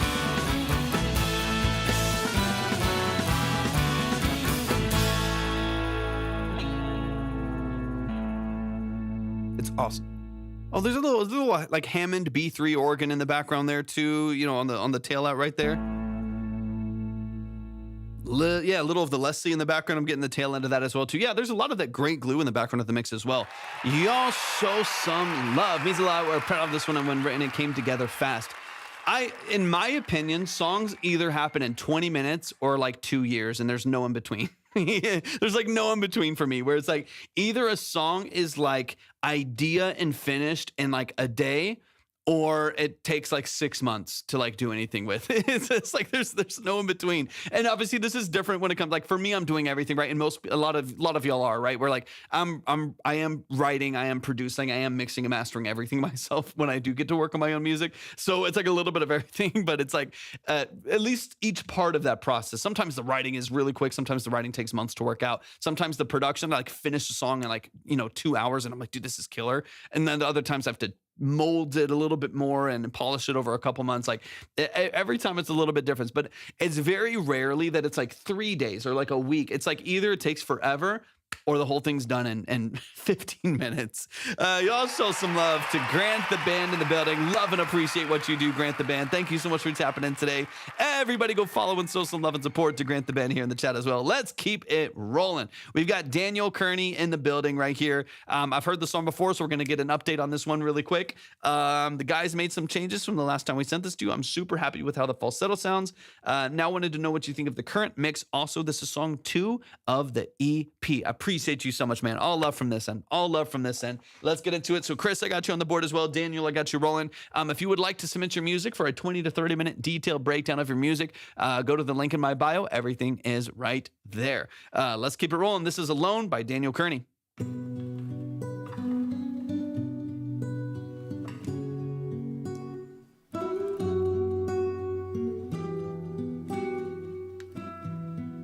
Been mixing for 1 month now. Dang. 1 month is crazy. There was a time I'd make you believe in me. Now it's like, what does she see in me? How do I get Saint, welcome in. right? Y'all make sure y'all are tapping the screen every once in a while too. I appreciate it. Best, but you couldn't help me see it's too far Similar progression gone. line, just transposed. Why Yeah, did I lie definitely. when I Brandon, welcome in as well. told ya Eli, welcome in. Thanks for tapping in, y'all. it was meant to be? Thought I was lost, I needed you most. Things are so helpless, you were my ghost, and I just knew I don't wanna be alone. Are you an angel? What makes you so pure? There are some things I can't ignore, and I just knew I don't wanna be alone.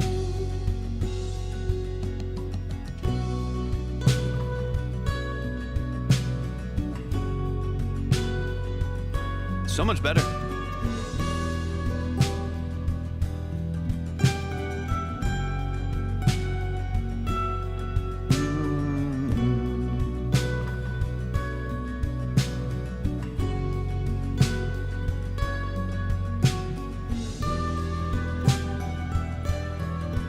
It all stacks up, man. Woke up this morning to the sounds of your calls. I was screaming your name, couldn't see what I'd lost. You were there, but I could just see through. It's not that I just wanted you back. I was so scared from the ghosts of your past. I just needed this. Welcome in, Gary. Right How y'all feeling there today? to end. Thought I was lost, I needed you most. Things are so helpless, you were my ghost, and I just knew I don't wanna be alone. Are you an angel? What makes you so pure? There are some things I can't ignore, and I just knew I don't wanna be alone.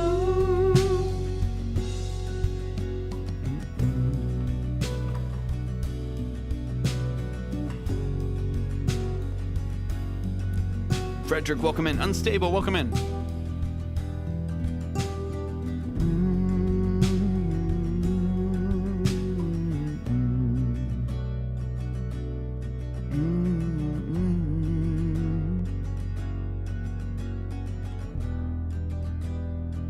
Super clean double there.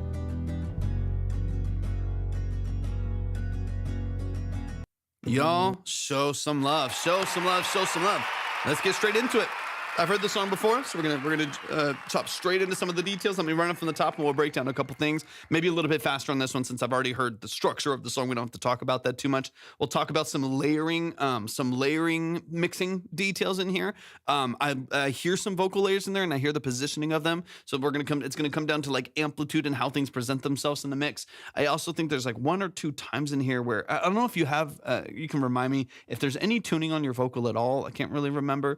It almost sounds like at one part, it could just be that the note flows off just a little bit, but I think there's one time where maybe something catches and pulls it a little bit, maybe a wider vibrato later on. So I want to talk about a couple little vocal things in here. Production sounds nice and clean for the most part. Like this feels a little bit more in line with what I'm assuming you're wanting for the aesthetic of this record. Those acoustics are nice and wide. They're doing a lot of what they need to do without it being incredibly overpowering. We now have like a better balance between like the lead line that you have in here and the background acoustics. Like that bridge, that gap has been bridged. I was like, what? That gap has been bridged. That to me, no tuning on the vocals, I don't think. Okay, I'll double check a couple things. I'll try to find that spot. I think it's later in the song. There's a part where it sounds like it flows off a little bit. Of course, that's up to you. The use of tuning is up to you. There's a couple times in here where it's a little bit flat. Like there's some parts that have really felt a lot more polished. There's a couple times where it's a little bit flat. A couple little moments in there where it does fall off just a little bit. The utilization of tuning is obviously it's a stylistic choice that is up to you to use. I think the thing that people don't keep in mind too is that it can be incredibly transparent. You can not know that it's there. You can not think that it's a tuned vocal at all. If it's like really subtle, and it just helps kind of bring that vocal. If you're holding on a note, it helps just control how far away from that center it gets, to kind of keep it in line, but without any of the effect of like the robotic, nature of it. You put that at like 60 milliseconds, and you're not even going to necessarily know that it's there unless you're like super far off the note or something like that.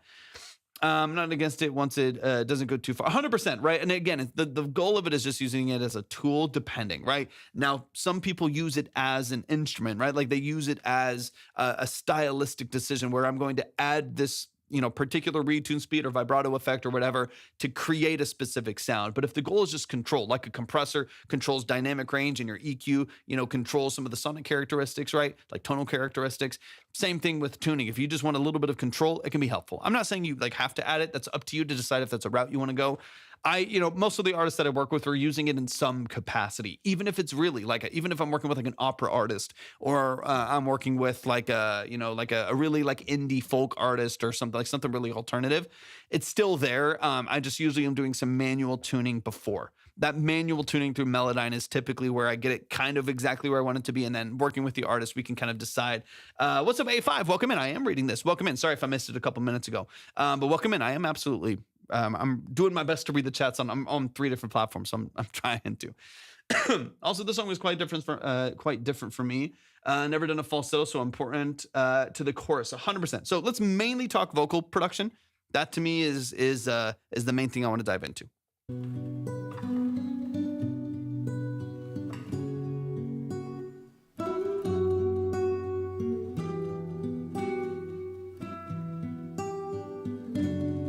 A5, these are only paid consultations. So these are not like quick reviews. It's not like a trash or pass rating poll, something like that. They're like 25 minutes, sometimes 30 minutes, 20 to 30 minutes per song that we're getting into. So it is a paid service. There's not like a free line and then a 5 skip. So if you want to submit, everything is at the description for the live stream. If you go to the description, everything is there. But it does start at 10. So there's not like a free line, then you skip past that free line. We do have a very like generous community. There's always people in here that, occasionally in different live streams are helping people out, giving them a boost and stuff like that. But I would have to get you in line with, with anyone else who's doing the whole structure here. But yeah, each of the breakdowns are usually about 20 to 30 minutes a piece. We go through your beat, your production. You said beat, so we go through your beat usually 2 or 3 different times to kind of chop through it, get into the details of it. But that's kind of the overarching structure. Yeah, not a problem at all, man. Feel free to hang out, get to know the community. We're also on Twitch and TikTok. Usually more of the chats sometimes are over on TikTok. But I always want to make sure that we're live on the different platforms so people can connect, they can network, they can collaborate. So even if you're not on the board, you're learning something, you're meeting people, so on and so on. All right, let's run it from the top. This is Alone by Daniel Kearney. There was a time I'd make you believe in me. Now it's like, what does she see in me? How do I don't mind the compression structure, especially based on the genre. I don't mind the compression structure on here. It's nice and smooth. You're really withholding, or you're not really withholding any of those dynamics. They feel forward, like the vocal feels really smooth. Come on, we're gonna have some. Yeah, absolutely, man. I appreciate you being here. Thank you so much for tapping in. I appreciate the subscribe as well. That means a lot, man. Genuinely, every single person that chooses to follow or subscribe on any different platform, I don't take that for granted. I really appreciate you doing that. get it right?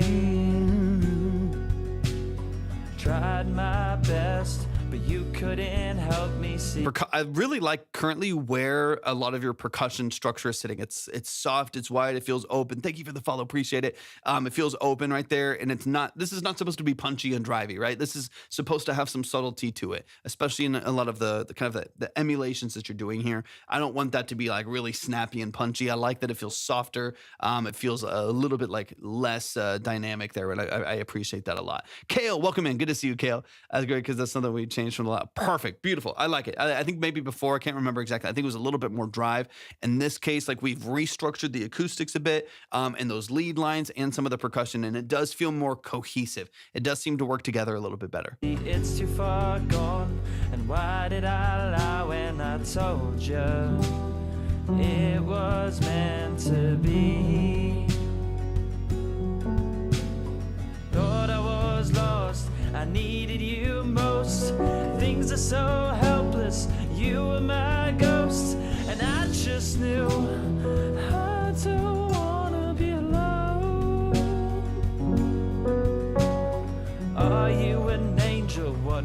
Yeah, if you want to, and again, the thing with tuning too, if you don't have the capacity to do manual tuning, which is my recommend, if you want a transparent vocal, even if you don't use any automatic tuning, I would 9 times out of 10, I'd recommend a manual tune because it's going to make it as transparent as possible and just keeping everything in the scale without the effect of the tuning and like modulation or formant changes affecting your vocal too much. Melodyne's, great at that. And Tara's graph mode, I know a lot of people use as well. That's my go-to for manual tuning and stuff like that. If you want to try a little bit of tuning on there and just see how it feels, I would just add it very, very subtly. So if you're using Antares, there's different plugins, obviously, but if you're using Antares, which is the most popular, you're going to see some settings for like flex tune, humanize, and then obviously retune. Retune is how fast obviously the auto tune is hitting. When it's at 0, it's robotic T-Pain. When it's at 100 or whatever the other side would be, when it's at 100, it's barely noticeable at all. It's like not doing really anything. It's going to take, I think in this case, like 100 milliseconds for it to even like catch the note to correct it. So only on much slower songs where you want a lot slower catch of the tuning is where you would go that way.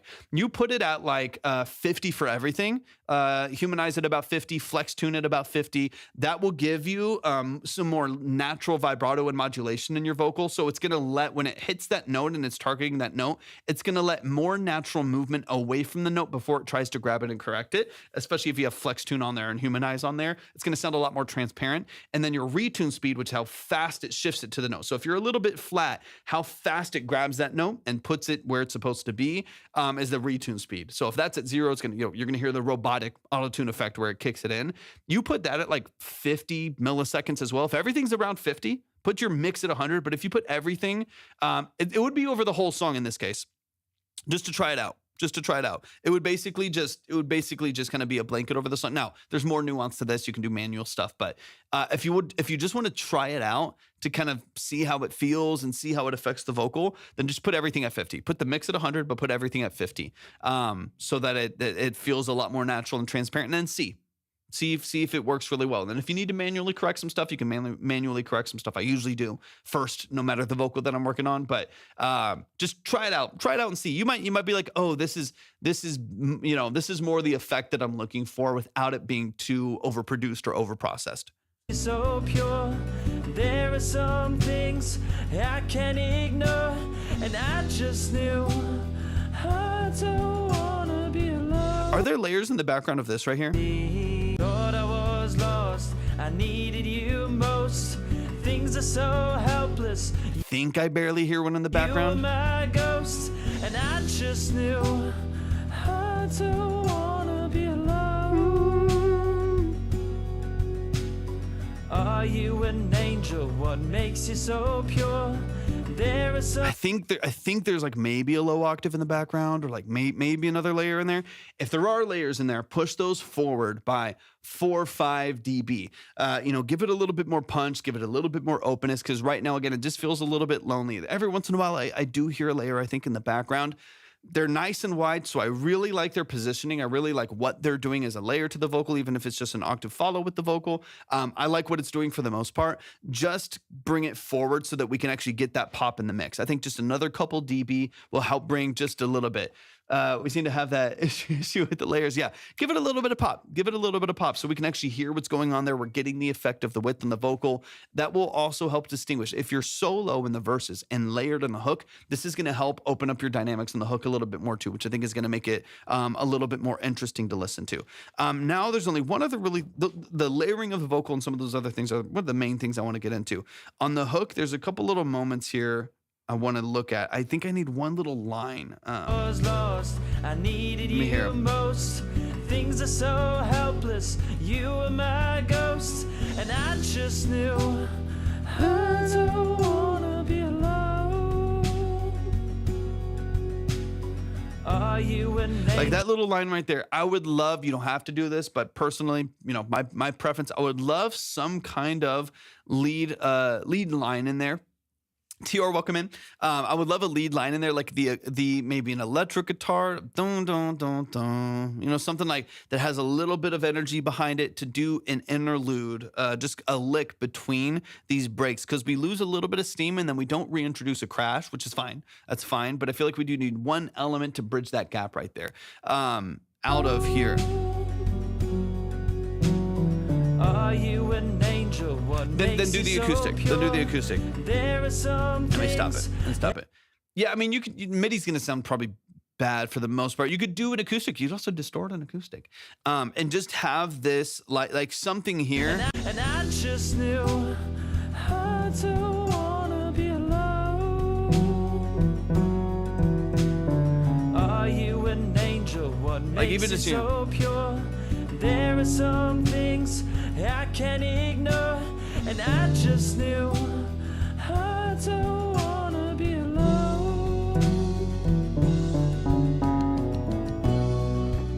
Just like one little line in there, it's something. You don't have to do what I'm doing. You can make up anything that would kind of make sense in the structure and in your mind. But because you don't reintroduce a crash to start, which I think is fine. I wouldn't necessarily want that. There's just a big lull right there. Don't wanna be alone. Boom. And then the next line hits. There's this big gap of energy where we're just strumming. We're just strumming and doing kind of the ride and snare work. So I would love like even if it's really, really simple and it's just like a couple notes, like literally just. I don't wanna be alone. Like literally that, literally that, even like an octave. I don't wanna be alone.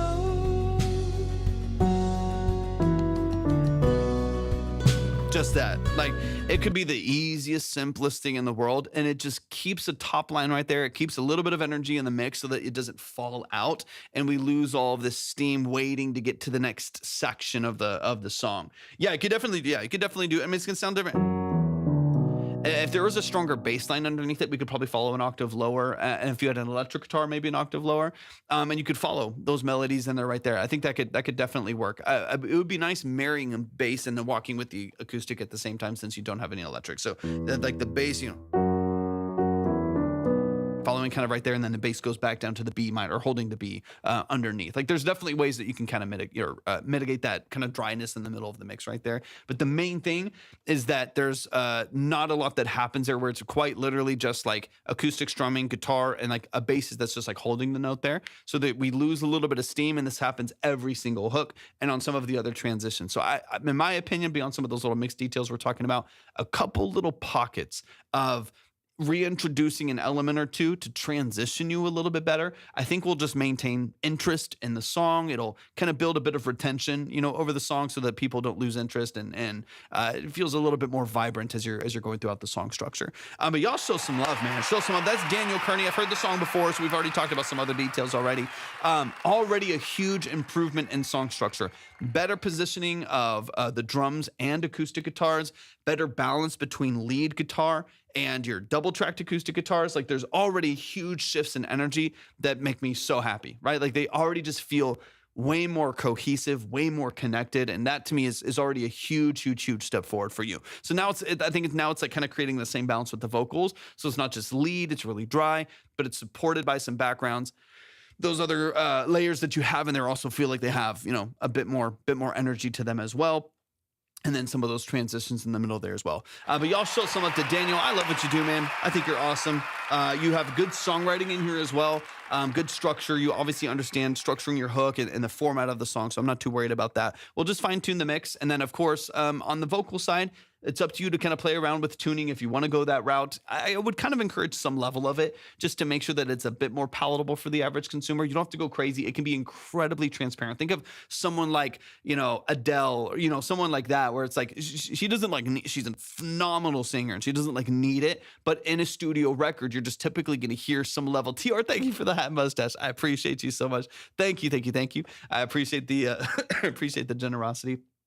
But even an artist like that is going to have manual tuning on these studio tracks to make it as palatable and as commercially viable as possible, right? Even with the vocal that's fabulous, that's like amazing and pretty close to perfectly on pitch, there's going to be some level of control there, even if it's really, really transparent. So that's kind of what I'm looking for here. But y'all show some love. Show some love. We got Tyor on the board as well. I got you, man. I appreciate you so much. Let's keep the music rolling. Quick reminder, if you do want to submit your music, excuse me, allergies, man. I got time for like 3 more songs maybe. So if you want to submit your music, go to the link in my bio. You'll see everything that you need right there. If you would like to skip or go faster, you can. That's completely up to you. In that pocket, or actually in that link, you can go to the check the queue, and over there you can submit really, really easily, or skip if you're wanting to. But let's keep it rolling. Let's keep it rolling. We got Chris in the building. For like 2 years, so finally getting back into it. Tyor, that makes me so happy. JCC, thank you for coming in. I appreciate you being here. That makes me happy, man. Anytime there's a return to the creativity, it makes me happy. Gabriella, welcome in as well. We'll check it out. I've heard some feedback on live performance with a falsetto. Yeah, dude, 100%. All right, let's keep it rolling. Let me double check a few things here real quick.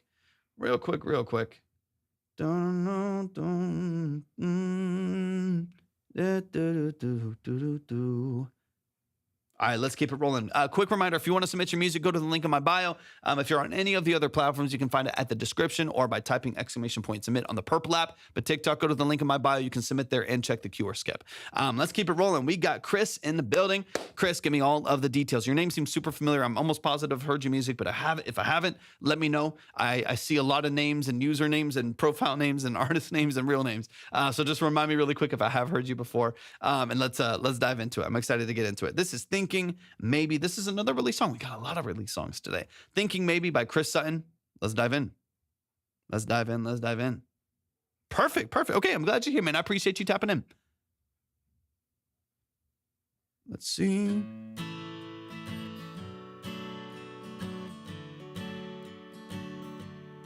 A lot of acoustic records today, too. Awesome. Really cool.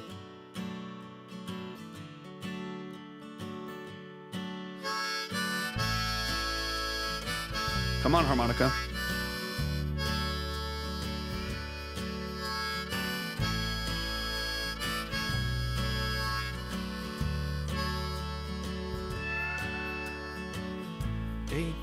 Cruising down the beach, it was you and me in my 98 Jeep.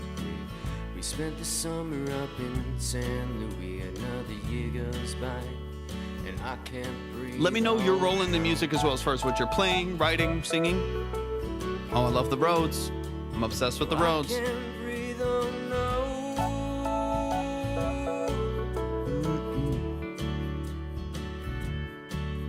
We took the 101 all down the coast, and now I'm alone and you're out by the coast. Nice. Little did you Hell yeah. know that you were where I And there's brought in like a percussion session musician or something like that. down on the beach now. I'm alone, no, Love the you're slide. not here with me. Ah, damn, you look so fine, and Perfect. Lord only knows I wanna make you mine. You gotta know just how I'm feeling. Oh, you gotta know so I can stop breathing, baby. We took the long way around this summertown, and I came back thinking maybe you were the one I want. And now could you be the one I lost? You got me thinking maybe you were the one I want. And now could you be the one I lost? You Good got me voice. thinking maybe.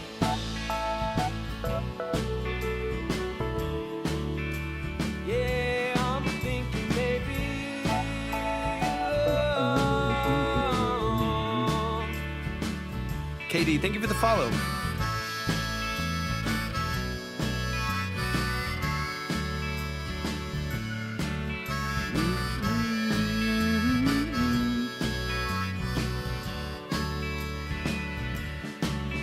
These past 10 years, yeah, they flew down the road. It's so hard for me to see that I could open my soul. And everyone sees that he's got a new code. And I think it's time for both of us to live and let go. Yeah, you gotta see, you know what I mean. It don't gotta be so damn mean.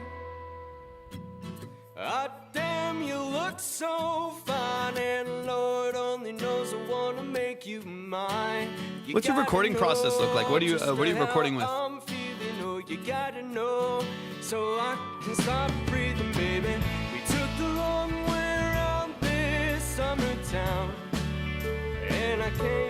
in, Jeff. Maybe you were the one I want. And now could you be the one I lost? You got me thinking maybe you were the one. Nice. I love it. I love it. And now could you be the one I lost? You got me thinking maybe.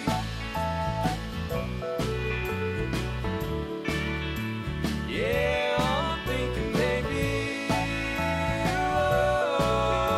Awesome. Nice.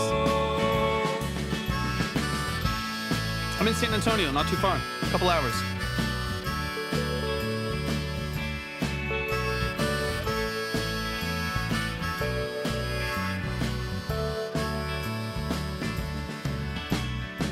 Nice. Yeah, not too far at all.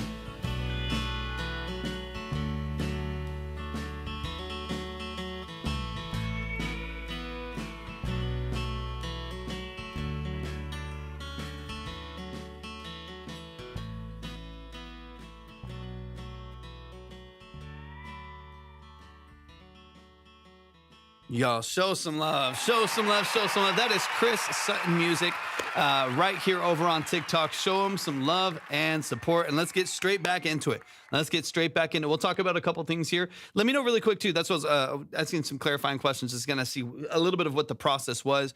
So I know you tracked a lot of your own stuff, and then you also, are you doing that at home, or did you do that in that studio as well? And then obviously went to the studio for your vocal tracking at the very least, and then also worked with a producer who did some session work as well. Okay, so largely everything was done in the studio. And then did you then send to another engineer, or did they just do like a tracked mix there, like a session mix there? Or did you mix it yourself after you tracked all of that? Let me know. Give me some little details in there. But yeah, let's get into it. Let me say no. All right, let me double check a few things here. Let me make sure I'm caught up. Perfect. Okay, let's get into it. This is Thinking Maybe by Chris Sutton. Let's run it from the top, man. Had an engineer on site for mixing. Okay, I'm curious. And was that the final, once you left studio, was that the final mix? That's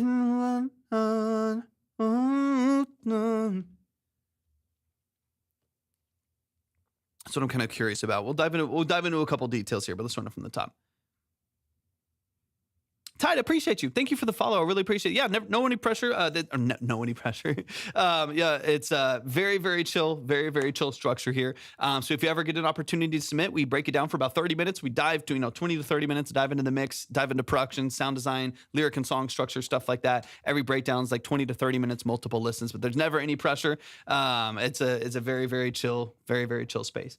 Send it out to a producer in LA for mastering. He's done some work on Sons of Anarchy. Okay, yeah, levels wise, width and stuff like that. That to me is in a really, really great space. But I want to get into some other details here. One of the things that I was curious about, everyone has a different perspective on this too, so I want to keep that in mind as well. I was kind of curious about the session mix, because that happens a lot where what is tracked is then kind of balanced in session and placed in session, but then it's never then sent to the next stage of like getting a mixing engineer on it. You usually get like the tracking engineers, right, and your session engineers, and then a mix. That's why I was curious about that, because there's some elements in here that sound beautiful on their own, but they're not really balanced with the rest of the mix.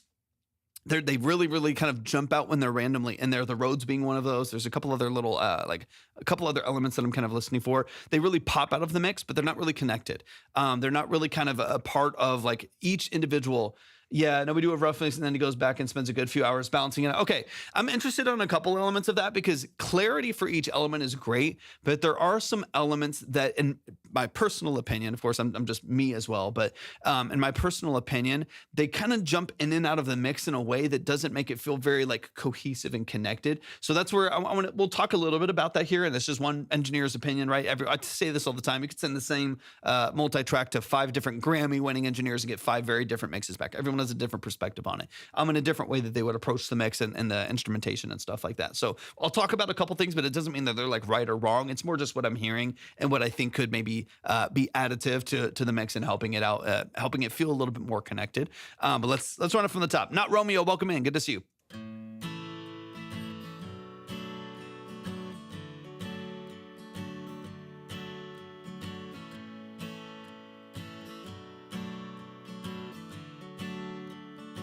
great musicianship across the board though.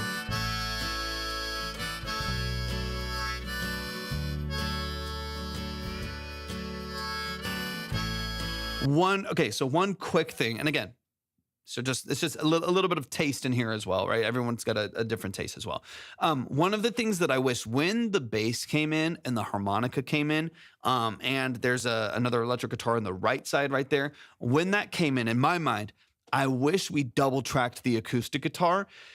That kind of carries the whole mix. Like the main part of this production structure that's carrying most of your chord progression, as well as kind of the energy and rhythmic structure of this song, is not a heavy song, right? So it's very light and airy. There's a lot of space in it, which is good, but it also leaves room for a lot of things to jump in and out of the mix. One of the things that would kind of glue this together a little bit would be double tracking the acoustic. Right now, we only have one acoustic guitar, and it's like 40% to the right side. And it never really quite fills out outside of the harmonicas barely this way. But that's a layer above, right? Rhythmic structure is here. Harmonica's kind of sitting up here. And then you also have a lower rhythm electric that does some lower riffs on the right side as well. And so the whole mix in the mids has like a little bit of a bias this way. And this is where I'm talking about, it feels like there's some gaps. It's a little bit of a bias this way, even when everything comes in. We've double tracked almost everything since. Beautiful. So you already know. You already know. I'll explain just, some detail just so everyone can, if someone's running into the same thing, they know too. But that to me is like when we need at least one element that fills out both sides, that feels like it's got a stereo presence that is the core of the song. Whether that is a piano that grounds the whole thing, a pad that grounds the whole thing, a little B3 organ that grounds the whole thing. In this case, double tracked acoustic guitars fills out both sides. And that's kind of that with the bass and the drums in the middle and the acoustic on both sides. That's like your grounding.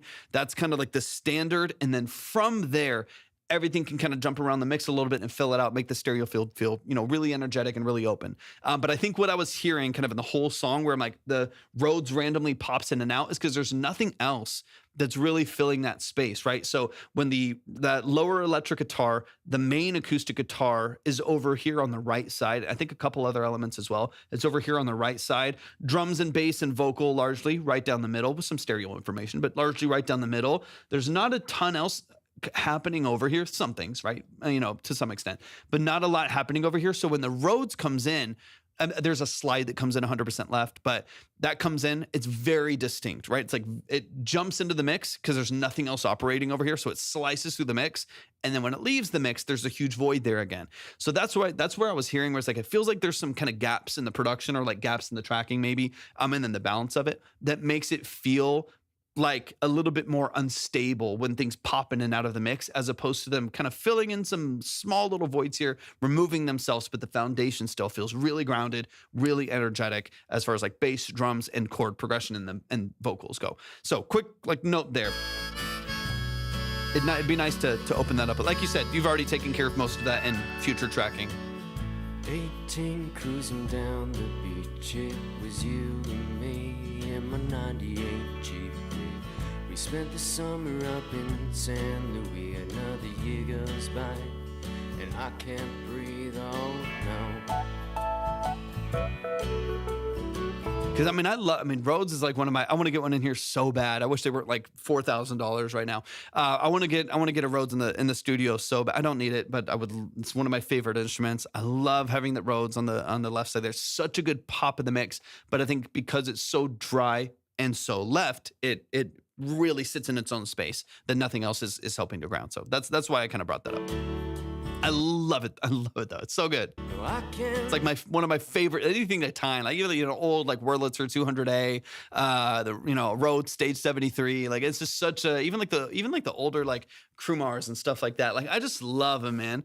Do you know then the B3 with the Leslie is the 5K? Dude, no, I'm telling you, I don't even have like room for a lot of the stuff in here. I mean, this room's like it's a decent space, but it's just my home production studio, so it's long, but it has some space to have like each section of like my synth section, my guitar section, my live drums, and like whatever.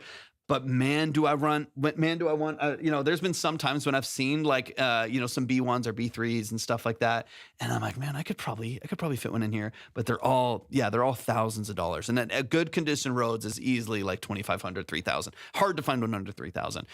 I've looked at what is it? It's the 7, is it the 7 or 17? The Krumar 17, I believe, or 7 or 17, where they have a really, really nice like tube driven tine. It's got like real mechanicals with some digital sampling in it as well. And they're like $2,500, like $2,000, $2,500. But you don't have to worry as much about like replacing tines and like, a lot of the wear and tear that comes with like older preamps from like, 1972 or, the 60s and stuff like that. So it's nice because there's a lot of modern infrastructure and like actually built in like reverbs and like stuff that sound really, really gorgeous. Individual sampling per like attack of the tine. It's really, really well done. And they're beautiful and they're smaller, and I would love to get one in here. Those are pretty cool. Those are pretty cool, especially if you don't have the means to like, for one, get the Rhodes, ship it. Those things are heavy as hell. Get one in your area. It's a nice option as well.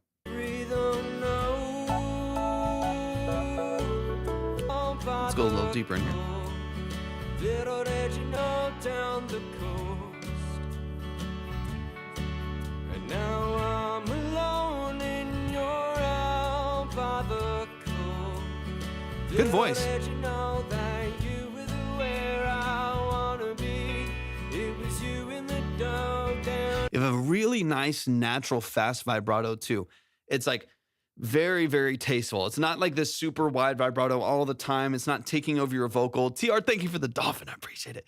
It's not something that's overwhelming the mix every time that you do it. It's very, very subtle, but it's just that little, it's one of my, I have a little bit of that in my vocal too. Like, I love that, like, just subtle little texture in the vocal. It just makes it you, right? It makes it Chris Sutton, all right? When you hear those little textures with the voice that you have, it's those little dynamics that I love about a vocal. Those little characteristics that to me give you a little bit of a fingerprint on your vocal in this genre, in this style, with this instrumentation. I think it's a really, really cool feature of the vocal. Absolutely. Now I'm alone, no, you're not here with me. Ah, damn, you look so fine, and Lord only knows I wanna make you mine. You gotta know just how I'm feeling, oh, you gotta know, so I can stop breathing, baby. We took the long way. I was gonna say the same thing. So quite literally the next thing I wanted to address, there's two things about the vocal. One is layering. In this style, in the kind of, 100%. I'm right there with you. Literally, we're finishing each other's sentences right now. It's exactly what I was about to dive into. Is it Dolan? Welcome in. I appreciate you being here. I would love two things. Support and layers for the vocal, as well as another stage of compression. What it sounds like to me is that the vocal itself, I'm assuming based on what I'm hearing, you tracked into outboard, just loosely speaking, tracked into outports. You had some control compression going in, small control over dynamic range, recording into some analog stuff. That's just how it sounds. You get a nice little saturation. It's nice and smooth. A nice little forward, mid forward from a nice microphone. You're getting a little bit of breakup from, some saturation maybe from what you're recording into. Sounds good. It sounds really, really nice for that tracking going in. Once you got into the DAW, it doesn't really sound like there's anything there, or if it is, or there might be some plugins there, don't get me wrong. But as far as dynamics go, as far as compression goes, so once you get there, there's really no more control over that dynamic range, or if there is, it's barely. It's like it's kissing it. It's barely touching it. I would love one more stage of compression that hits a little bit harder so that vocal can compete in the mix a little bit more. What's happening, because there isn't a lot of control over that dynamic, the vocal falls in and out of the mix a little bit. So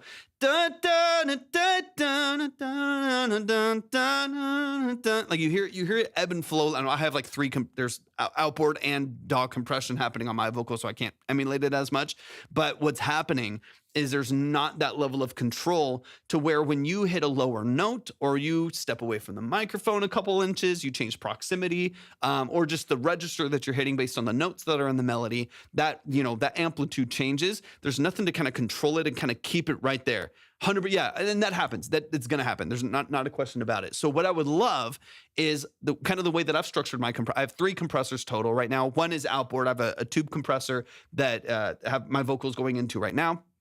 That's the Kiss compressor. That's what you have going in, right? So going in, whether you're tracking into a 76 or like a nice compressor, and CL1B, whatever it may be, you're tracking into a good compressor, you're getting a 2 dB of compression, if that. It's just a control and kiss, give some flavor before it hits the DAW, and give you some level of dynamic control and a little bit of color from whatever the compressor might be. Same thing for me. I got like a dB or two just in case I get really loud. It kind of tells it to sit down. When I get into the DAW, I have 2 more. I have a fast release and a slow release. For me, I'm using a 1176 to an LA2A. The combination of those 3, where I have a sit down control limit on my outside, and then a fast release and a slow release to kind of smooth everything out and even it out. It allows my vocal to be, and this is just a voiceover channel here, but the concept is what I'm talking about.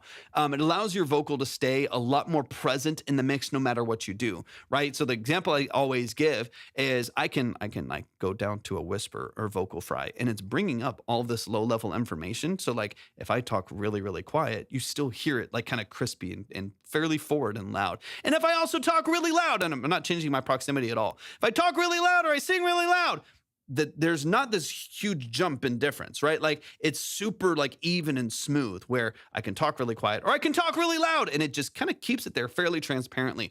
I'm not like hearing the compression grab it and tell it to sit down, even though I have 3 compressors happening on my vocal. It just kind of keeps it in this range right here. What this also helps with is if you step in and out away from the microphone a little bit and you start to da da da da da da da da, and you start to like change your proximity a little bit, you're moving around, you're moving around kind of the diaphragm of the microphone a little bit more, and it just kind of keeps it right in range. It'll change slightly. There'll be small changes in color and obviously amplitude as you move, but it's kind of keeping it all pretty controlled. Like there's a decent amount of leeway in me moving in and out of this mix if I'm changing the way that I'm singing, or I'm reaching for a high note, or whatever it may be, or I'm getting closer on a verse, a little bit farther for the hook, all those different dynamics. But having the multiple stages definitely helps keep all of that under control. I would love one more. I would love like a 2-way slow release, smooth compression on your, very transparent, smooth compressor on your vocal after what you have currently speaking.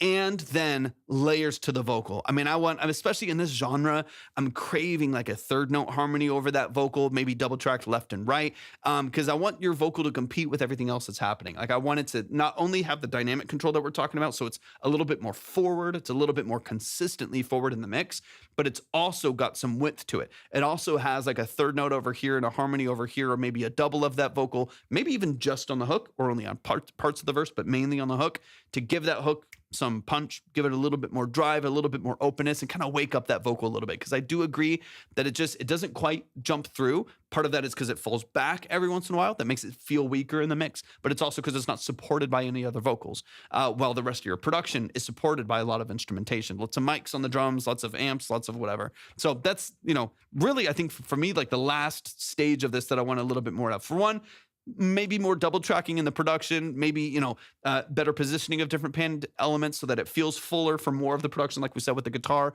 And then on the vocal side, I wish I had a little bit more of that drive. But overall, everything that I hear, I like. Right. So it's like, this is all great quality tracking, great musicianship, great writing and structure. Like there's a lot that I love about this. And then there's parts of it where I wish I was getting more energy out of the things that I really love in the mix. It's a beautiful sounding acoustic guitar. It's a, Rhodes. It's a Hammond B3. It's a great vocal on a great mic. All of these things that I really enjoy that I don't think are really allowed their moment to kind of shine in the mix based on a couple of those factors that we're talking about. But I like everything that I'm hearing. It's all great quality stuff. Town, and I came back thinking maybe you were the one I want. And now could you be the And even here, good overheads. I think there's a bias in the mix towards the overheads quite heavily. The reason why I think that is just because I'm getting more of this wide kind of split image on even the snare, and I'm not really getting any very, very little direct energy from the drums. So the drums kind of sound like I'm only getting the split overhead at the top. So where the snare is actually separate from mono just a little bit, it's nice and open. I can hear the ping from the rides. I can hear some of these other elements that are happening, but it's nice and wide and nice and open. Barely can hear the kick at all. So the kick is like, it's barely cutting into the mix at all. So you don't really get, again, any of the I don't really get any of that kind of drive to push the song forward and kind of ground it and settle it as much. The bass sounds great. Bass sounds nice, but I'm missing a little bit of that there too. So there is definitely a bias towards overheads where you're getting width, you're getting rides, you're getting cymbals and kind of high end and sizzle and stuff like that. But direct mics for like kick and snare and stuff like that maybe feel like they're a little bit further back in the mix. And I wish I had like a little bit of that in there too. You are now lost, you got me thinking maybe you were the one now. And now could you be the one now lost, you got me thinking maybe.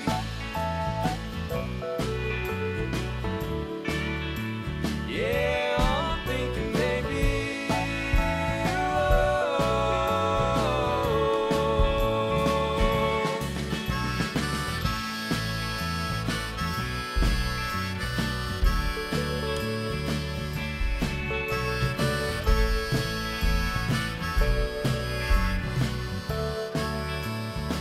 I was trying to think. Let me see.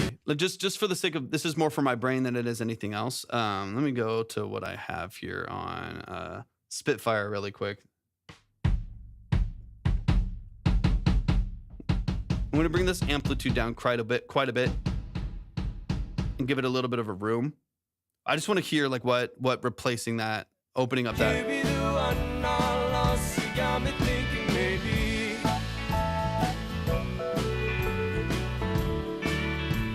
Yeah, I'm thinking maybe.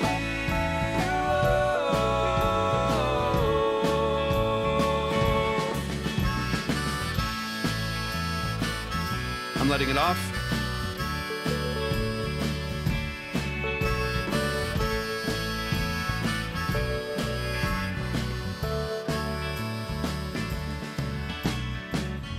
You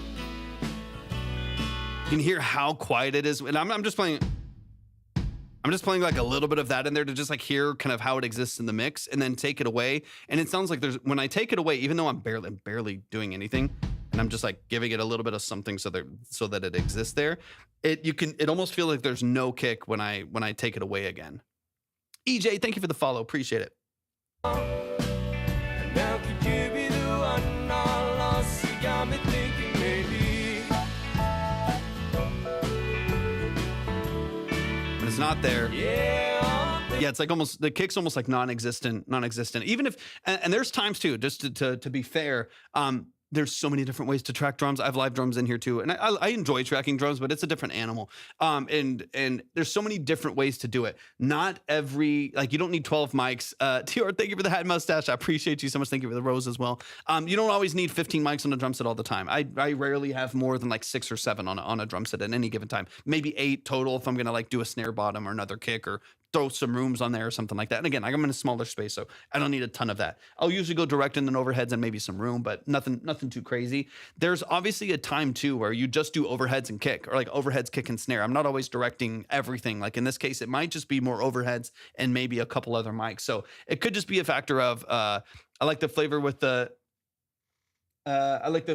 numbed out drums. So and obviously too, like what I'm playing with is like free VST of like the kick in there to me is not what I'm looking for. I think we lose a little bit of the energy of the song because I like the kick that's there. Magnum, welcome in. There's this like sweet spot where sometimes it's like it's non-existent or it's too much there, and then it's booming, it's drivey, and it becomes a rock song. You're not trying. It's supposed to be soft, right? It's supposed to be emotional. It's supposed to be very, very easy to listen to and easy to connect to. So when I play that kick, I like what it is doing, not necessarily how it sounds when it's doing it.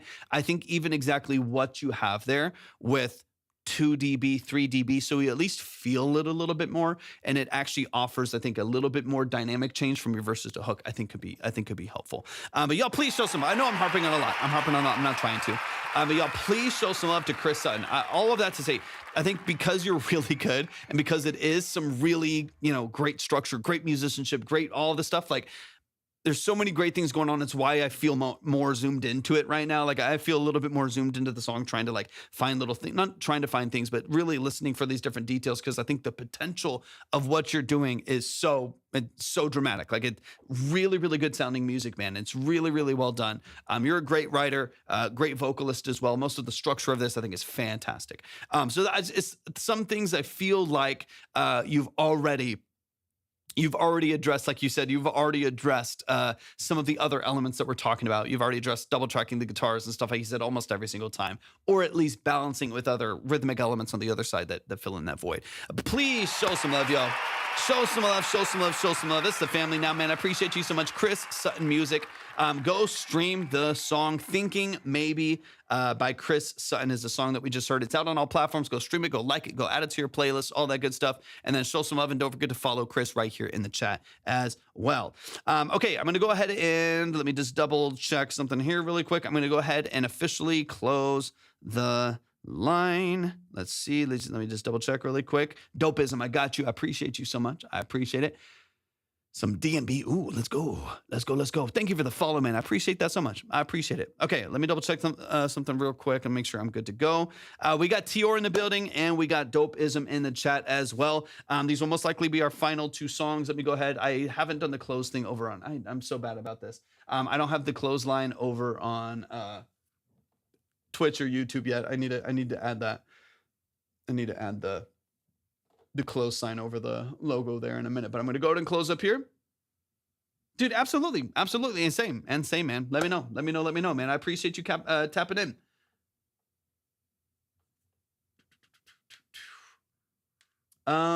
EJ, your last message I don't think came through. I see NGL, like, not gonna lie, I see that, but I don't see any message before that. I don't see any message before that. I think TikTok might have blocked it for some reason. So if you want to try to rephrase it or anything like that, let me know, man. I would love to hear what you said. But last two songs, let me go ahead and close the line on the other platforms. If you want to, you can still move around. You can still add to yours if you want to. But I'm going to go ahead and close submissions. Go ahead and close submissions. There we go. Submissions are closed. Boom, boom, boom. Produced and mixed by Tyor and YouTube University, baby. Let's get into it. This is Bite. First song I wrote after a 2-year hiatus. It's definitely a lot different than anything I've done before. Let's go. Let's go. Let's go. Let's go. Last two songs, y'all.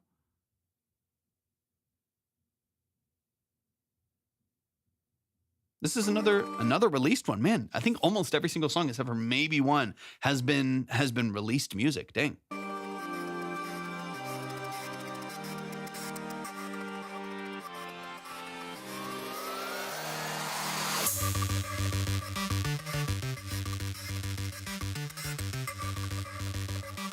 Shout out to MCR. We're not listening to popular artists, though, but I appreciate you. Thanks for tapping in.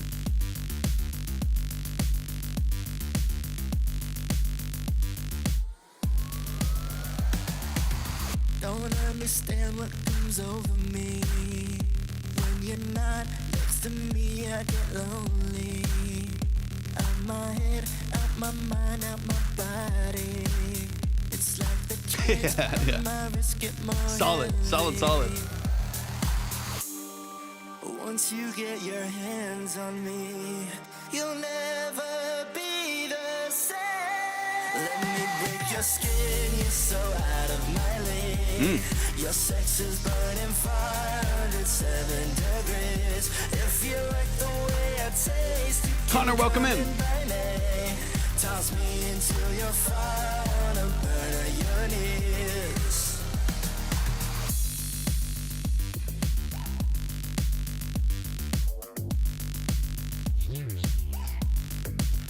Do you like the way I wear my hair right now, or the way I talk when you're on the phone? Bram, welcome in.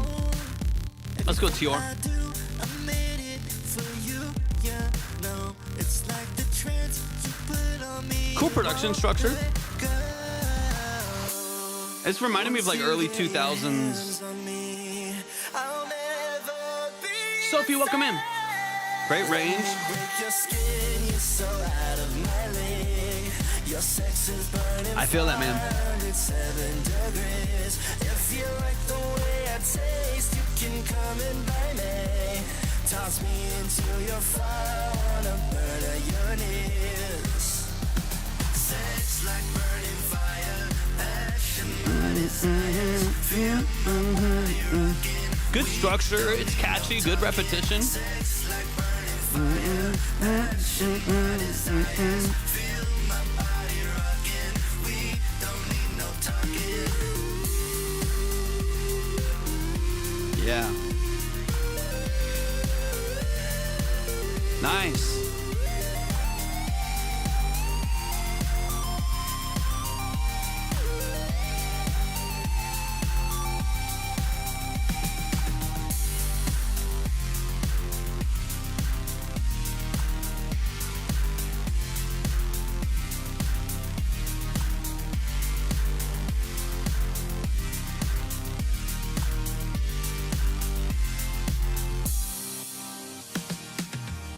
Let's go. Let's go. Let's go. Y'all show some love. Show some love. Bram, we are unfortunately closed for today. We are closed for today. Tomorrow, I might be live again tomorrow. It depends on some other work that I got to do. I'm not positive. If I do go live tomorrow, it'll be for a handful of songs, but there is potential that we'll be live again tomorrow. So just make sure y'all are following, turn on notifications, all that good stuff. And we'll open up the line again. I will most likely be out all of Wednesday as far as I'm aware. But I'll try to go live maybe for a couple hours tomorrow, maybe like 2 or 3 hours, something like that, or like 2 hours, something like that. But y'all, please show some love, show some love, show some love. Let's get into it, man. This is Tyor.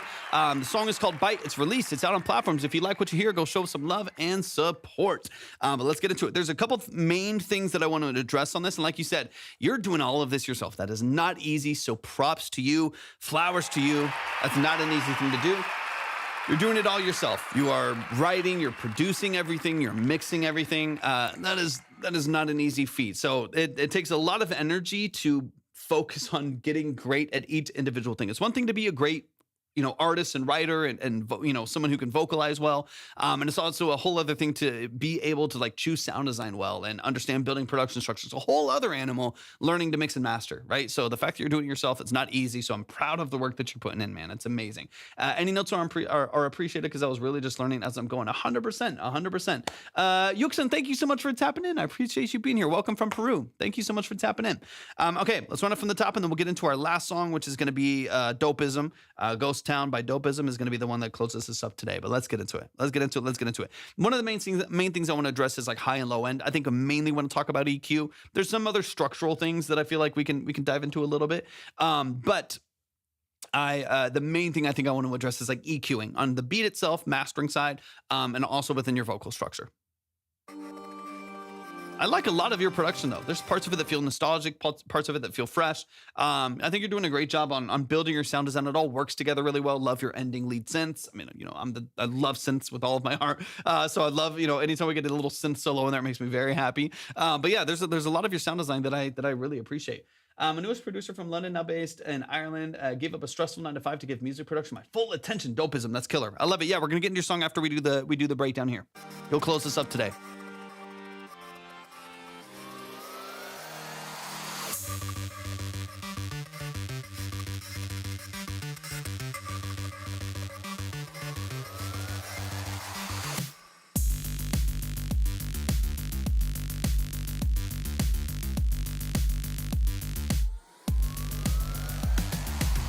Don't understand what comes over me. When you're not next to me, I get lonely. Out my head, out my mind, out my body. It's like the chains from my wrist get more heavy. Let's get into the hook here real quick. Once you get your hands on me, you'll never be the same. Let me break your skin, you're so out of my league. I mean, there's some great structure here. There really is. I mean, it's catchy, it's repetitive. You're doing that portion of like the writing and execution. Great buildups and transitions in the production and vocally as well. Like you're doing that part of this, like fantastic. I'm loving it. I'm really loving it. The thing I want you to focus on is EQ. Okay, so two things. On the beat side, I think it's happening on the master. On the beat side, it's what I call just a U-shaped curve. So it's kind of inflated, far low end, far high end. The typical culprit of this is like a Pultec or like Pultec style curves. And it's not always the Pultec plugin, but 9 times out of 10, it kind of ends up being a Pultec plugin on the master, where low end, like 60 hertz and below or 100 hertz and below is a bit inflated with not a lot of attenuation. And on the high end at like 10K, 12K, is pretty inflated as well. You have these shelves and these curves that are moved up. So you get this U-shaped EQ where it's really really bright and crispy and almost brittle and harsh, and really kind of thick and boomy, sometimes good, but thick and boomy at the bottom end, and kind of hollowed out in the middle of the mix where it's really bright and it's really boomy, and not a lot of energy in like the middle range of the vocal, as well as a lot of the synthesis that's happening in the background, like the top end of the bass, low end of a lot of those lead synths and stacks and stuff that you have in the background. So what happens is we lose a lot of like the natural characteristics of a lot of these different elements. We lose a lot of vibrancy in the mix. We lose a lot of energy in the mids and the high mids, and it just sounds kind of bright and harsh and like big and bassy in the low end, but not necessarily a good balance to all of these other elements. So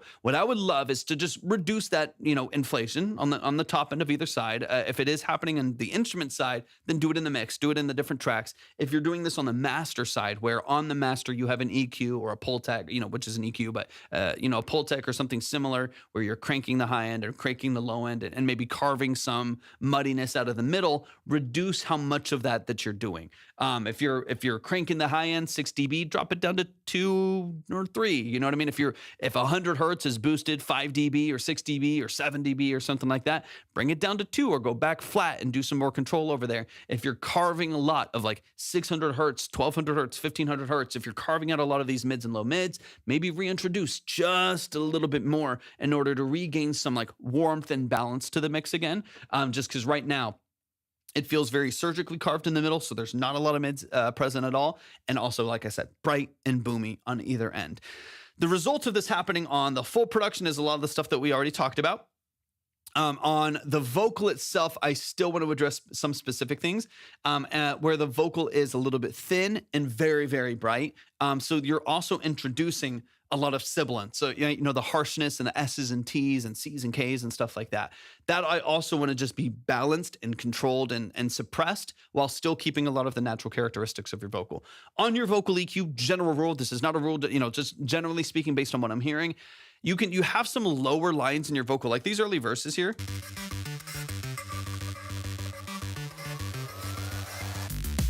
Let me see. Don't understand next to me, I get lonely. My risk. Once you get your hands on me. Like there's still, and I don't, it's kind of an electronic track, so I don't mind the longer intro. I mean, of course, if you want this to be like a modern pop record, we can polish, you can sample something in the intro, bring in an early vocal, something, I don't mind a long intro as long as I know the context of it. So it kind of depends on where you want this to sit. I'm treating this more as like a EDM song, even though it needs to be mixed maybe a little bit different for that, but that's kind of the way that I'm hearing it. It sounds more like an electronic song with a vocal over it than it is like a pop record. It's kind of a hybrid between the two a little bit, to be honest. But on these vocals, there's a little bit of that mid-low vocal in there. It's not very, very low, but you have a little bit of mid-low vocal in there. It's a slightly more comfortable register for your vocal because you can go very, very high. You can go crazy. And in that lower register, I still want to keep a lot of that information. So I would high pass at like 90 hertz, 80 hertz, no higher than that. If you high pass any higher than that, you're cutting out a lot of fundamentals in your vocal. Like you're cutting out a lot of like the characteristics and texture of your vocal. So high pass at a max of like 80 to 90 hertz. If it's still muddy, if it's still kind of boomy, then subtly control like 100 to 300 hertz, subtly, just barely. 100 to 300 hertz, suppress it a little bit with a broad bell curve right there, nice and soft. Cut out a little bit of that mud or suppress a little bit of that mud and that boominess right there.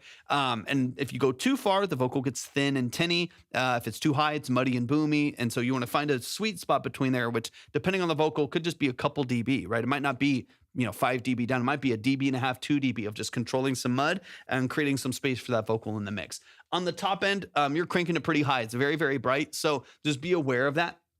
If you're cranking 10K for the air, if you're trying to create a lot of like top end right there, the more that you control the low end, the more that it's going to feel like there's more top end. Just as like a quick example, I'm down about a dB and a half on my vocal at 100 to 300 hertz. If I bring this down like this, if I bring this down like this, like listen, I have not touched the high end of my vocal, but because I've brought 200 hertz down 10 dB, my vocal feels way brighter. If I just turned up the volume and made it up and added more compressor or whatever like that, this is bad. This sounds bad, but you get the idea. Where I'm like pushing it, like if I push this like crazy, it will sound like I have a super high, super bright vocal because contextually, I have biased your attention towards the top end of the vocal and suppressed a lot of the low end.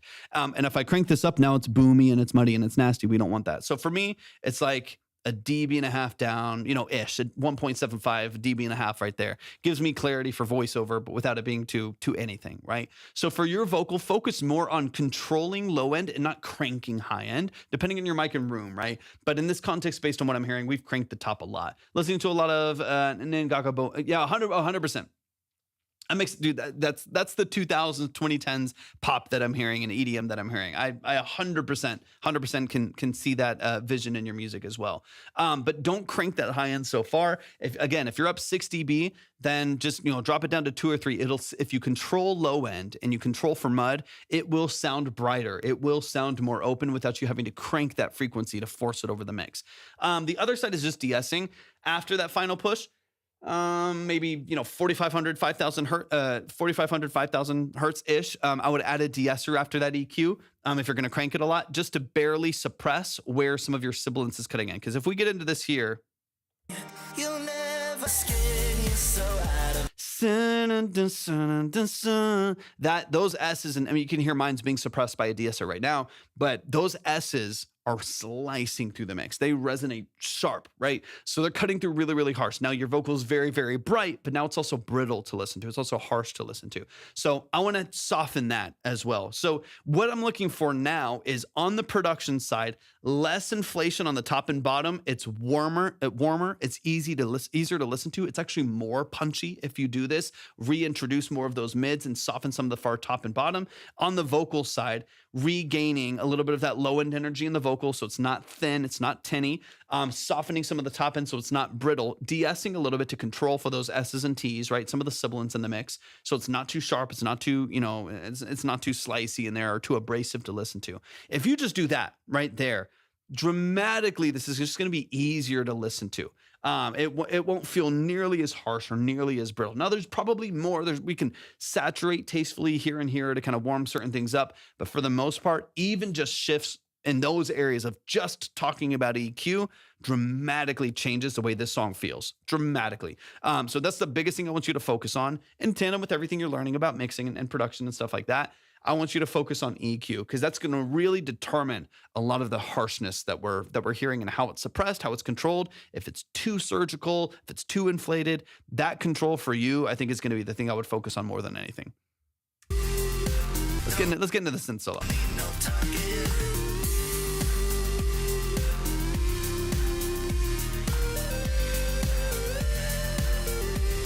Beautiful. I love everything about the production here. I think it sounds great. It sounds it's super vibrant, super energetic. I love everything that I'm hearing here. Just needs slightly different, characteristics on the EQ side.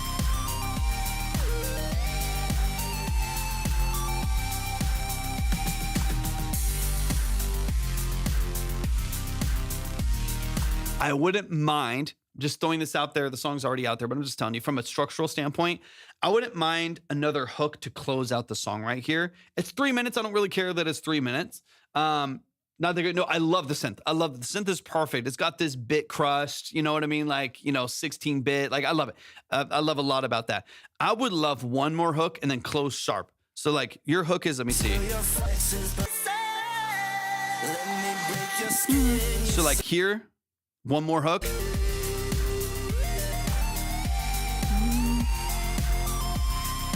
Let me take your skin. Or it's more, I guess, here. Double time. Out of my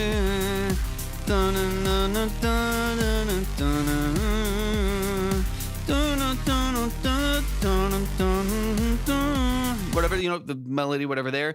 I would just make it so much catchier, sharper, more concise, less gaps, less filler in the production. It would be nice to just do one more hook and then, just crash out at the very, very end where everything just kind of gets obliterated. It'd be nice to have strong hook, solo, ending, strong hook, close. And that's like a tight, consistent, and you actually don't need to add any time because it's already instrumental and you can cut sharp like at the very end like you already do, I think. Yeah, just close with like the cymbal ring right there on the very, very last line of the vocal. Keep that in mind of just like reduce, especially for a pop record, an electronic pop record, as little, there's like dance breaks kind of stuff in there. But when you're doing the dance breaks, we need that lead line, right? Like in your case, you have the lead synth that kind of cuts in. When you don't have that, we lose a lot of energy. So we need a top line. Either whether it's a synth, it's a guitar solo, it's a vocal, whatever you need to be, we need a top line there to keep the energy going. So if you're going to do an extra outro right there, I would definitely have a vocal still for another hook, or keep a different, solo or something going, and then close sharp. You don't add any time because you already had the instrumental there. Things like that, I think would be nice to keep in mind. But y'all show some love to Tyor. Tyor, you're awesome. I think you're a great producer. You're doing a lot of things really, really well. So I'm excited to see where you go now that you're 2 years out, having worked on music. I'm so glad that you are back working on music, that you're back doing something that you're passionate about. That makes me more happy than anything, than mixed details and vocal structure and whatever. Just knowing that you're back doing something that you're passionate about, that makes me very, very happy. So y'all please show some love to Tyor. Show some love to the family. It's so good to see the name in the chat again. I have another track I got to record that's like a disco funk vibe. Lots of guitars and cowbell. Ooh, cowbells going. We always need more cowbells. Y'all show some love to the family. Show some love. Show some love. We're going to close it up. Absolutely. Exactly. Copy and paste for the other stuff that you're working on as well. Let's see. Let's see. We got Dopeism in the building. Dopeism, hop in the chat. Hop in the chat. This is Ghost Town by Dopeism. I don't have any other notes in here, so Dopeism, give me all of you sent some before, but I'll forget because I'm thinking about so many different things. Drop some details in the chat. Let me know what we're listening to. This is Ghost Town by Dopeism. Let's dive in. This is a remix of the Specials track, Ghost Town. All right, let me get this open on SoundCloud. Let's pull it up over here. Beautiful, beautiful. All right, y'all, last track, and then maybe we'll be live again tomorrow afternoon.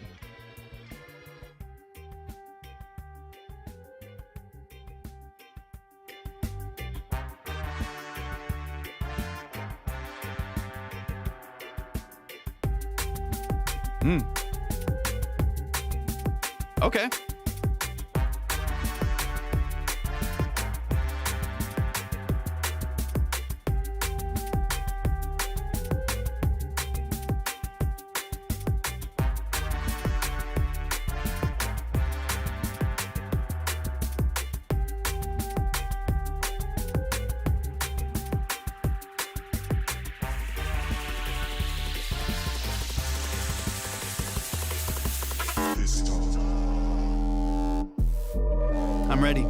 I'm ready.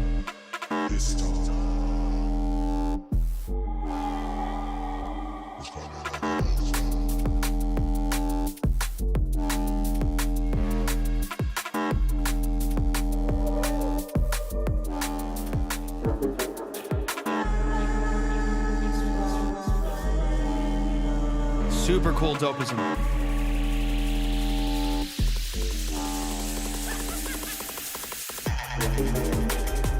Great sound design.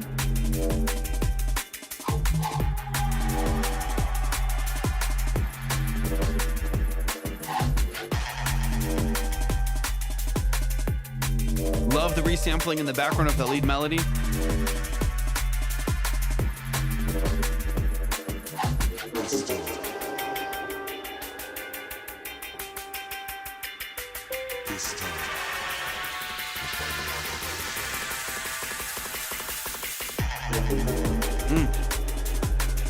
I love the reintroduction of that like harmonic minor is really nice.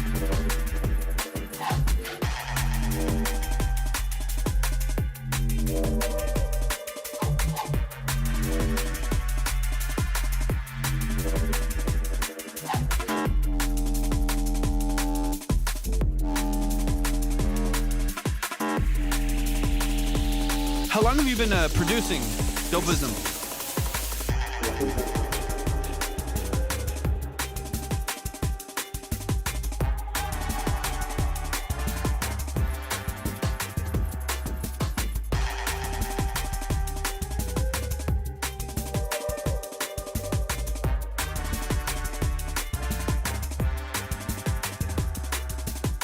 2 years? Dang.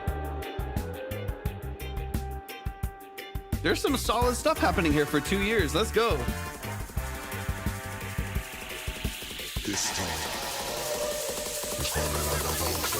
Quail, welcome in.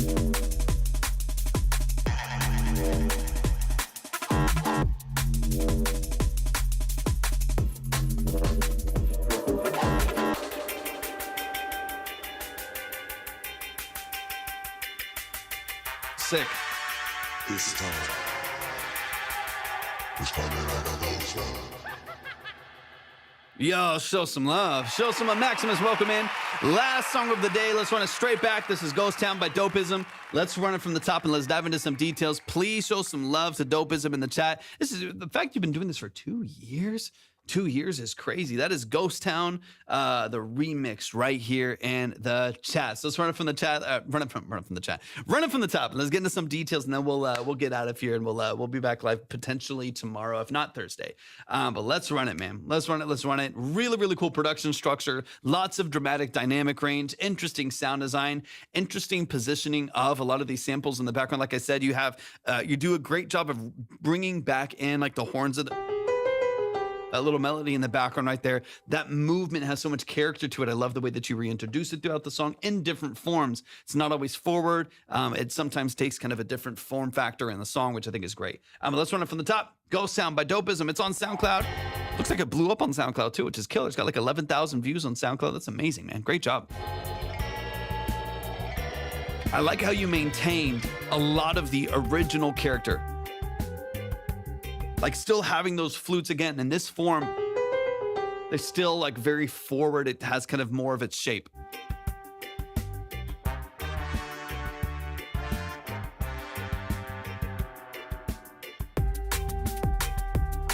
And then you don't know where it's going to go from here.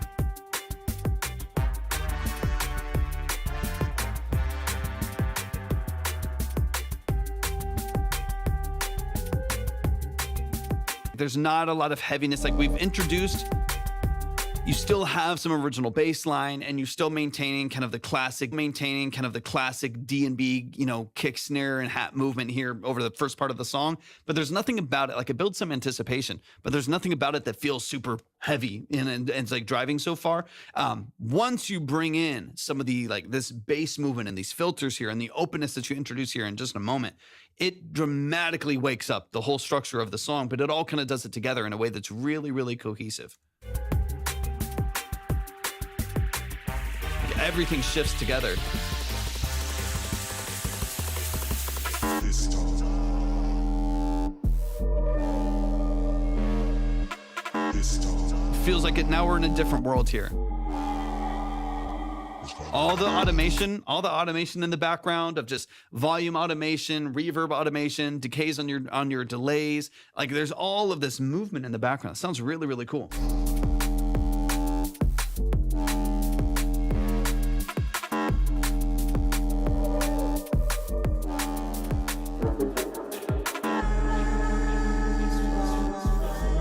It's eerie. It's eerie. I like it.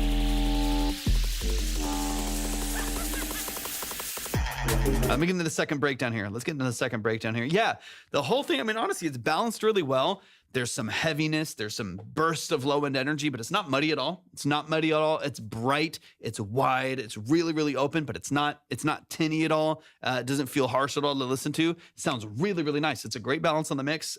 Production structure feels dynamic and weird and quirky and interesting. I think you're doing everything you're supposed to do here, man. Sounds great. Let's get this second build up here.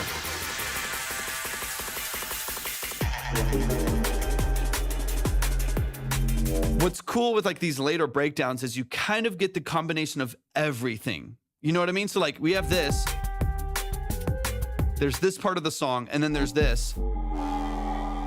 These big bass breaks right here, and the automation and the movements here. There's a ton of modulation and movement. You have like two kind of sections, and then you move later on. What's up, Jenna? You move later on. So we have like the open part with the early sampling. We have the big bass breakdown, and the early one has its drums.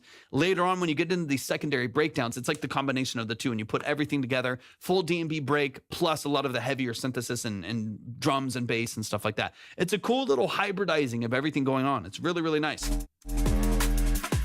This is a little bit of everything weaved throughout. Fire. There's that bass line again.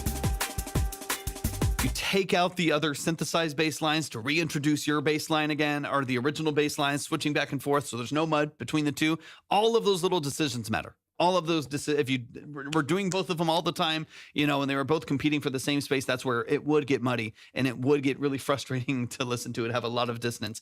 In this case, you're doing a great job of call and response, you know, letting it's a little bit of jazz, you know, everything has its place where the flute comes in with the sample and then we move down to another synth line. This bass comes in for 4 bars, we switch and we go to the other bass. That little bit of like openness that you have of creating space for each element, each lead, each bass to have its moment in the song, I think helps you kind of lock down your clarity for a song like this.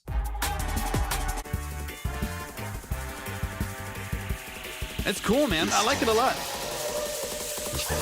It's weird. It's interesting. It's interesting, man. Fire.